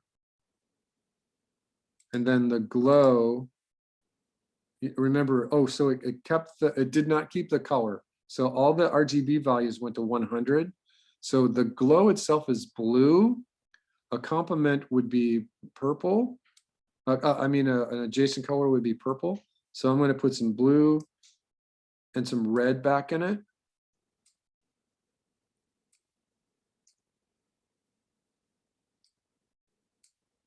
Something like that. And then the intensity, I'm going to I'm in my render mode. So I want to kind of take that up a little bit, pick it up a little bit more. Remember, I don't want to lose too much of the definition. And I'm not going to see what this looks like until I render it. So let us render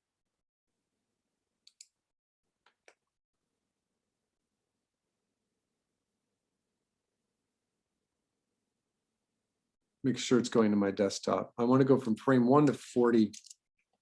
Say okay. I think it's going to my desktop.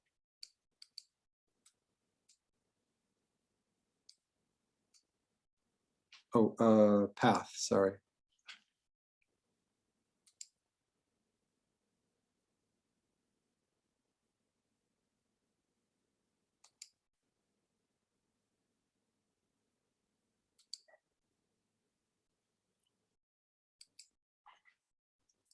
Just going to call it O. Desktop, save 1 to 40. That should be quick enough.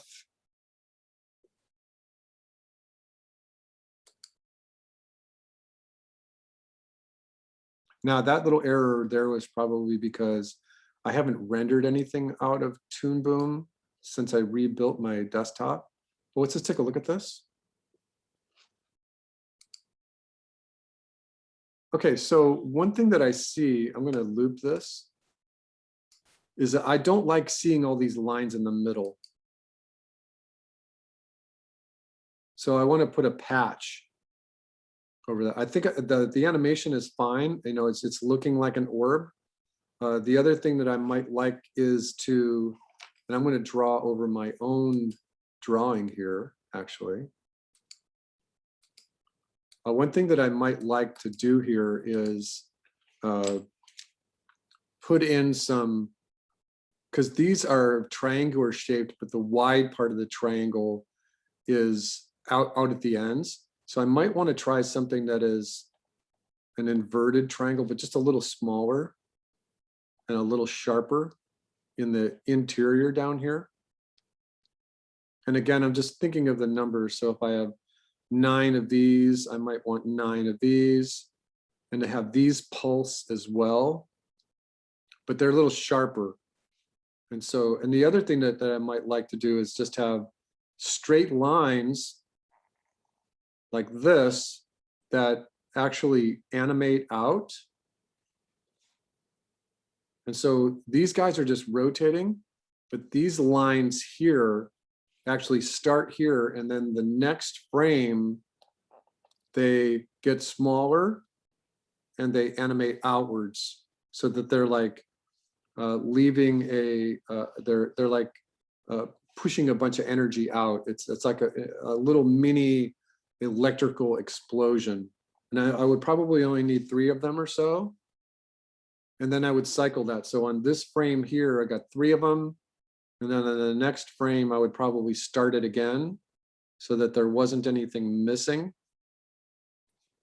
And again, this is on 8s, so I might do these guys here on 2s.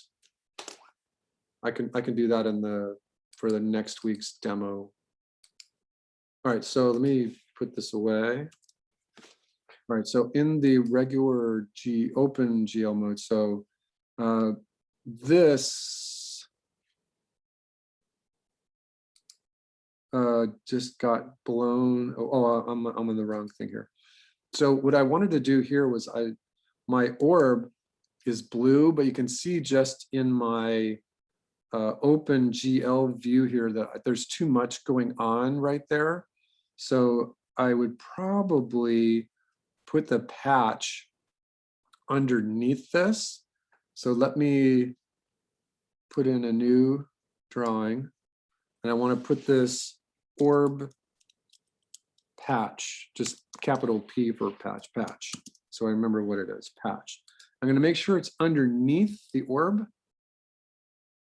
and underneath all of the nodes for the orb as well. Remember that you can put these in folders if you want. So in this orb patch, I want a perfectly circular patch.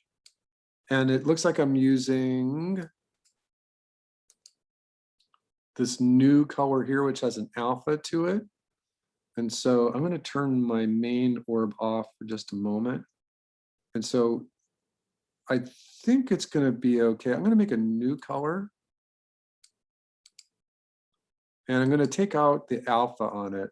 So with this new color, this is going to be my patch color. And I'm going to take the alpha off.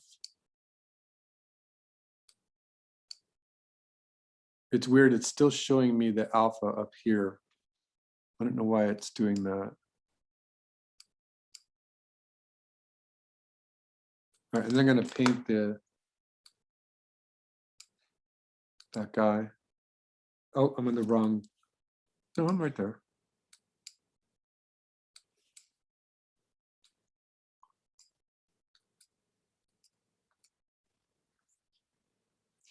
I don't know why it's not painting it.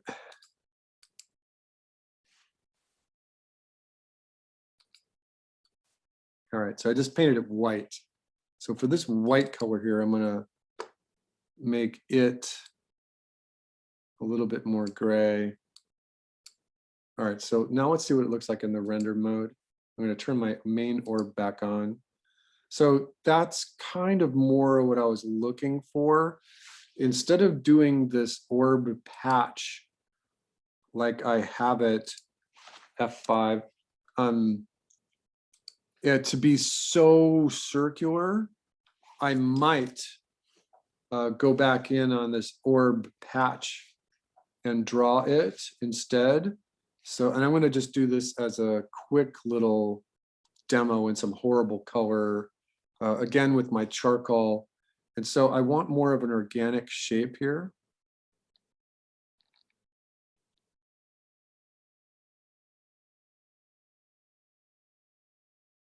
So I might pick something like that instead of just the perfectly circular patch. But that is starting to look like what I wanted for the orb. Okay, so now let me check something. Once again, this is the main animation for it. No, and it's looking okay. I think that you can play around with the overall timing about whether or not you like the 9 sprites on 8 frames a piece for 5 different keyframes, or if you want it to be faster. There's all kinds of options, infinite number of options with this. All right, so I'm going to put this away. And I'm not going to save it,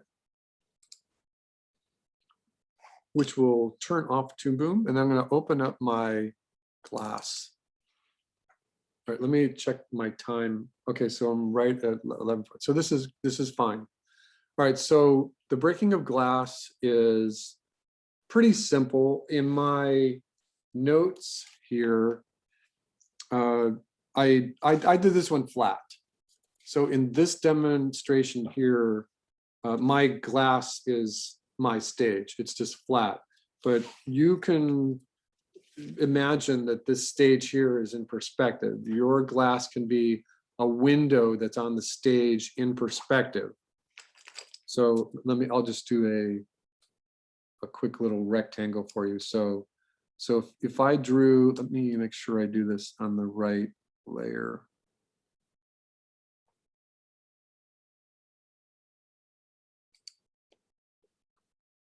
So I'm just going to draw this and I'm going to delete it immediately. So if I draw a rectangle and I do the transformation on it, let me do direct contour editor, envelope.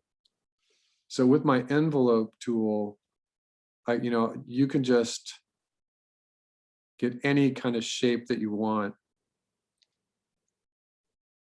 So this is more of a rectangle in perspective kind of deal. And you can draw it freehand, or you can use the tools, whatever you would like. My demonstration here is just a flat surface. I've got a background, and that's important for us. So I got a background back there, and this is just a trying to isolate it for you. This is just a drawing that I had done for my original website. And there was something wrong with this last night, actually, where I was on the, I was suspicious as to whether I'm using an older Toon Boom folder, and I was suspicious about whether or not I have a gnome. I often call this a gnome in Toon Boom because I think one of these layers is broken and I'm not quite sure which one it was. Here's the reason why I think there's a gnome. I'm going to play this and you'll see that it'll work just like I wanted. And at the very last frame, it changes its render and I can't figure out. So there's something broken with this. So let me walk you through how I did this. All right, so I started by placing a drawing on the stage here. Now, a reminder for all of you that the only way you can bring in an image, a JPEG, into Toon Boom is by using the X sheet. So in the X sheet, you have to bring the X sheet open, and there is an anomaly here in that the X sheet is a traditional way that an animator would work. She would be placing things on 1s and 2s, and it's a very, very traditional way of organizing. In this presentation, whatever's on the right is on the bottom. So my main splash is on the bottom, and I called it splash because that's what this drawing was called. It was the splash screen from my website before I took it down. The only way you can bring this JPEG in here is to right click in the exposure sheet and say import images. That's the only way you can bring an image from a different source into Toon Boom. You can't import it, you can't copy and paste. There's no other way. And so that's how I brought this image in there. For whatever it's worth now, I will mention this, that you can import a movie and it will come into Toon Boom as frames. So if you find something that you've done, like you've done like the pixie dust, and you wanted the pixie dust as reference for something that you wanted to do in your final, you could import your own QuickTime movie and it will show up in the timeline as frames.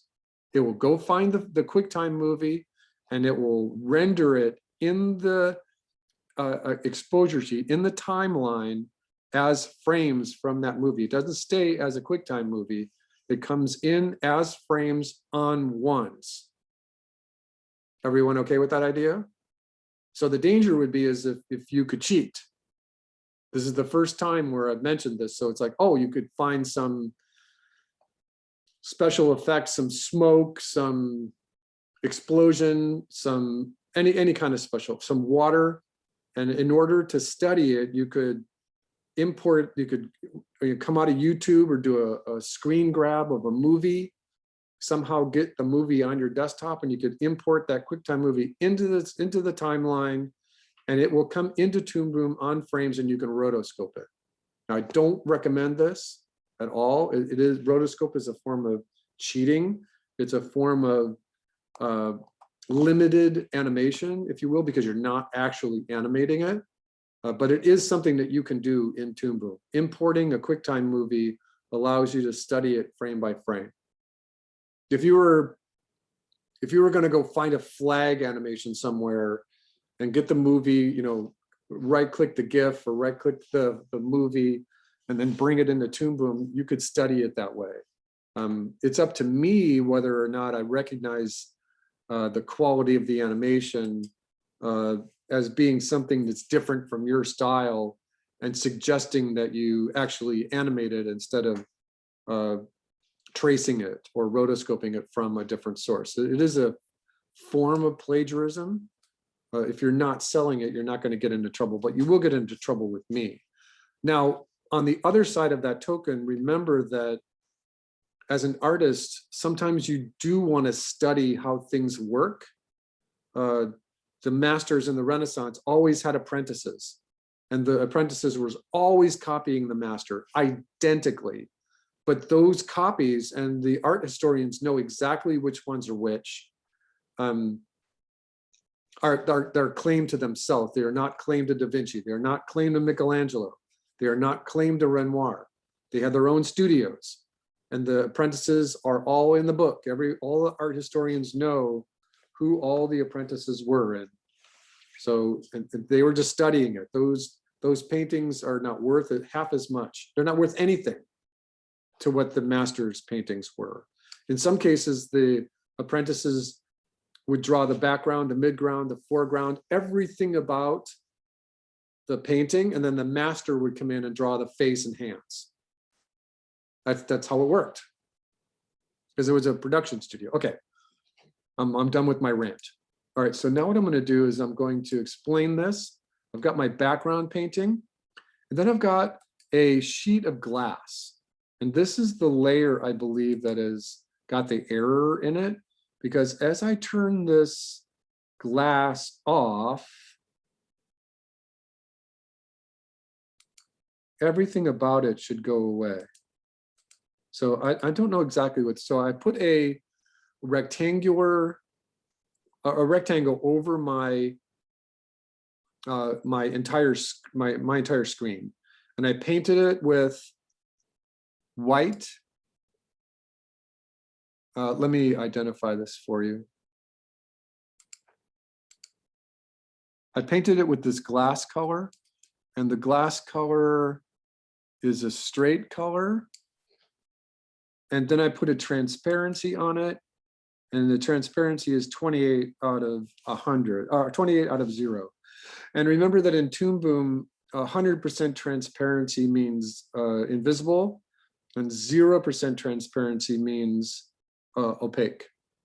And in After Effects, I believe it's opposite.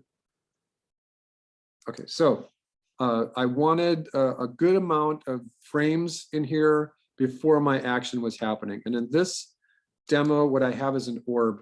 And the orb is it's coming in, and I drew a arc for it, which I have the guide turned off right now. And so I wanted the orb to come in and at some point crash the glass and then go all the way back into my little house. And so I drew the guide, I drew my arc, and I put the timing on the arc. And then I wanted the orb. Now remember that this could be the orb that we just animated. This could be a copy and paste of all the separate frames of you have to watch me in the monitor, of the orb going in and out and turning as it goes along this arc. And so you PC people have an advantage where you can copy and paste elements from one project to another, because you can open 2 or more projects in Toon Boom, but us Macintosh people can only open one Toon Boom project at a time. And so for me, I might rotoscope my QuickTime movie so I can get the position or whatever. It's easy enough that I could just, draw the orb first, getting it moving. And you can see there that I wanted it to come towards camera just a little bit, right? And then it goes along the arc. And that's my little orb. And then that's where it crashes the glass. And then on top of this orb, I would do exactly what we just did in the other demo. I would have the little sprites coming out of it and turning, and put the transparency and glow nodes on it. And as soon as it reaches this point, I have replaced the background. So my glass used to look like this, just a card with a transparency node on it. And I copy and pasted it into this position. And then I took a shard out of it. I took a shard out of the glass just for my background. And then in this, now this doesn't quite match up because I think that this might be the layer that has the gnome in it, is that there should be a gnome, or there should be a shard of glass that's right over the top of this. And the reason why I wanted the glass here to be a brighter color instead of transparency was that I think I just haven't finished it yet, or that in the render, I'm not quite sure. I think that this is the layer that has the error, the gnome in it. because it's saying that there should be a transparency on it, but it doesn't look like there's a transparency on that. All right, so just to get through the demo here, I started cracking the glass on one frame. I continued cracking it out on the next frame. I continued a little bit more, and at this point, I might go in and draw even a little bit more.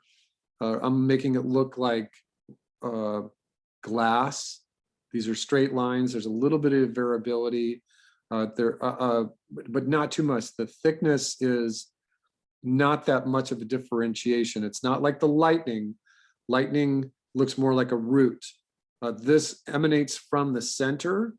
And remember that there could be different kinds of glass. Safety glass is going to break like a spider web, and there's going to be tons of little squares. This is more like just plate glass. So there's lots of dangerous looking shards, right? And it ends right here, but you can have your cracking go all the way to the edge. To me, this looks just enough like glass. The other thing that I did here was start to think about transverse lines here that can break up any one of these parts into triangular shapes, really sharp triangular shapes. That because I only did one of the shards falling off. And the timing for this shard was 1, 2, 3, 4, 5, 6, 7 frames. For some reason, I usually pick 8. And then the next position was 1, 2, 3, 4 frames. And then the next position was, see, that's the one that I wanted to move. But I believe that the gnome is that if I move this guy, I think it moves this guy too. Yep, see it? So there's something wrong with this layer in Toon Boom. And don't be dismayed. Sometimes this layer can affect other layers, and get used to redoing things fast enough. But this shard here was just redrawn and painted with the same color and has the same transparency note on it, but it's not, it should look like this. This should be transparent, but for some reason it's not. So the timing on this was that this shard of glass was holding. As soon as that orb broke through the window, oh, sorry, hold on. As soon as that orb broke through the window and revealed the background, that shard is holding for a moment, and then it should start to move on this frame, but for, like I said, this Toon Boom file is broken. But then it starts to fall, and then it speeds up and goes off screen. And now my recommendation would be is to have a couple with different animated shards. You would have 4 or 5 or 6 of these, so that, and I'm just going to do this and then erase it. So I'm going to pick like this red color.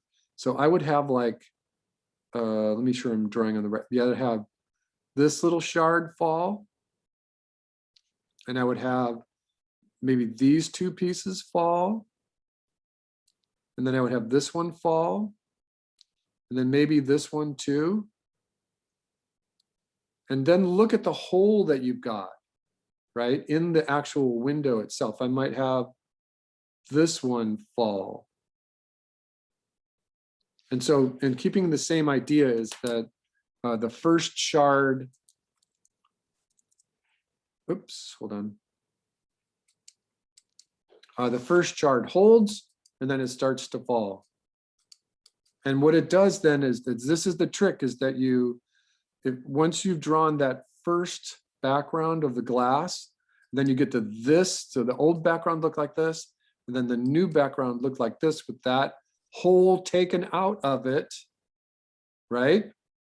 And then I would do it again. So if I had another shard, I would copy and paste this background and then take another shard out of it in this layer right here.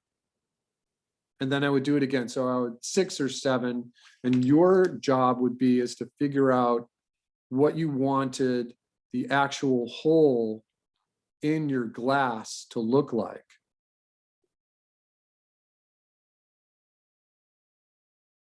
and be artistic about it. Make sure it looks like a hole, right?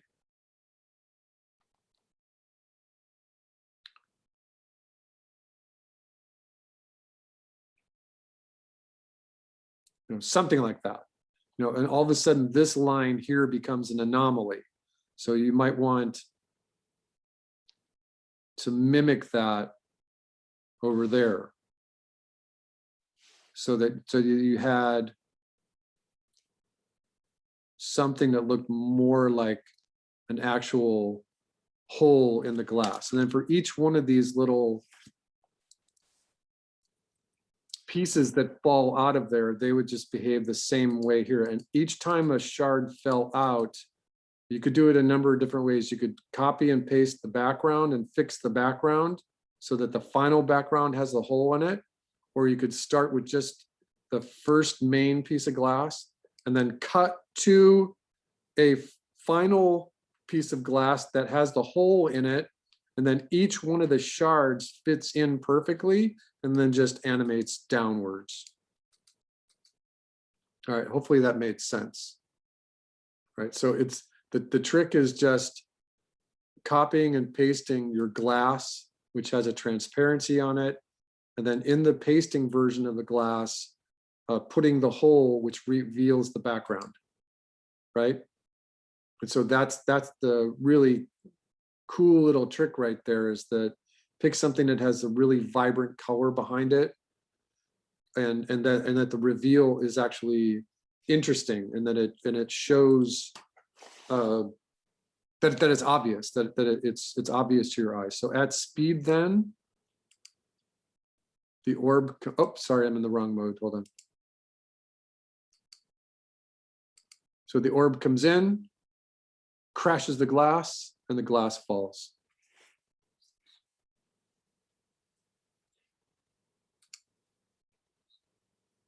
All right, questions, comments, complaints, conundrums, criticisms, anything that starts with a hard C sound, coffee, cupcakes, cookies, kibble. Yeah, I have a question. Yes. For the glass broken, the frame is the same. Each frame the same linear. It's like four frame for each joint. It's breaking the glass. up to you. What I imagined was this. I'm trying to find something on my desk here. Here, I'll use this.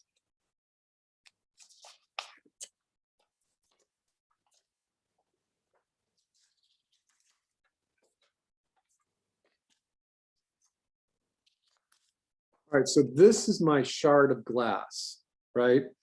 The orb broke the glass, and I chose that because for many of you, that's a good option. In your final, in your chemistry lab, or your dungeon, whatever it is, you might have something that breaks the glass.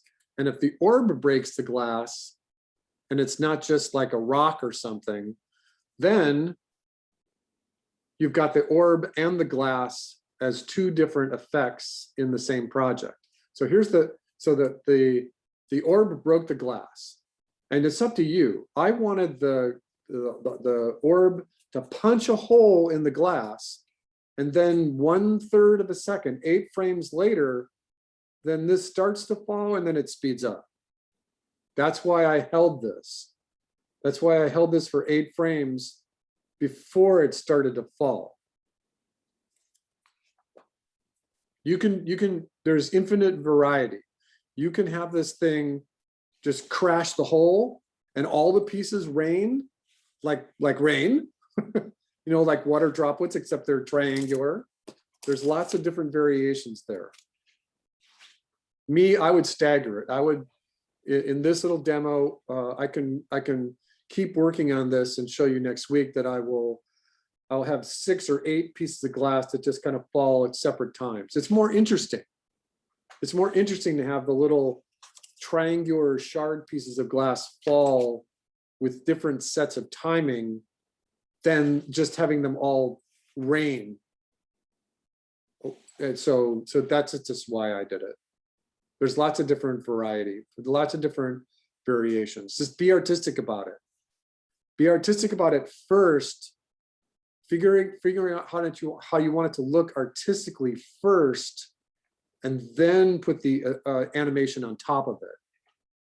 Figure out how the art you want to look like first, and then put the animation ideas on top of it. So for next week, I think that I would like to see, definitely like to see what you are thinking for doing for your orb, and how you're going to put your glass in your final project. And if you're not going to put your glass or your orb in your final project, and you can just keep them independent and just do the little animations like I did separately. Right. And having said that, remember that there's a couple of you who still owe me water splashes, because you didn't get the water splash in the volcano. And I'll keep track of that over the next couple weeks. I have it right here. I have it right here.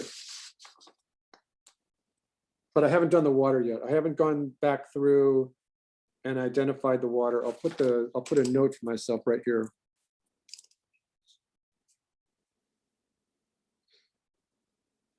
All right, so once again, orbs and glass, and make sure you've got your water splash. I'll check on all three of those things next week. And then also, a couple of you still owe me final tornadoes. And for some of you, you still have work to do on your volcano.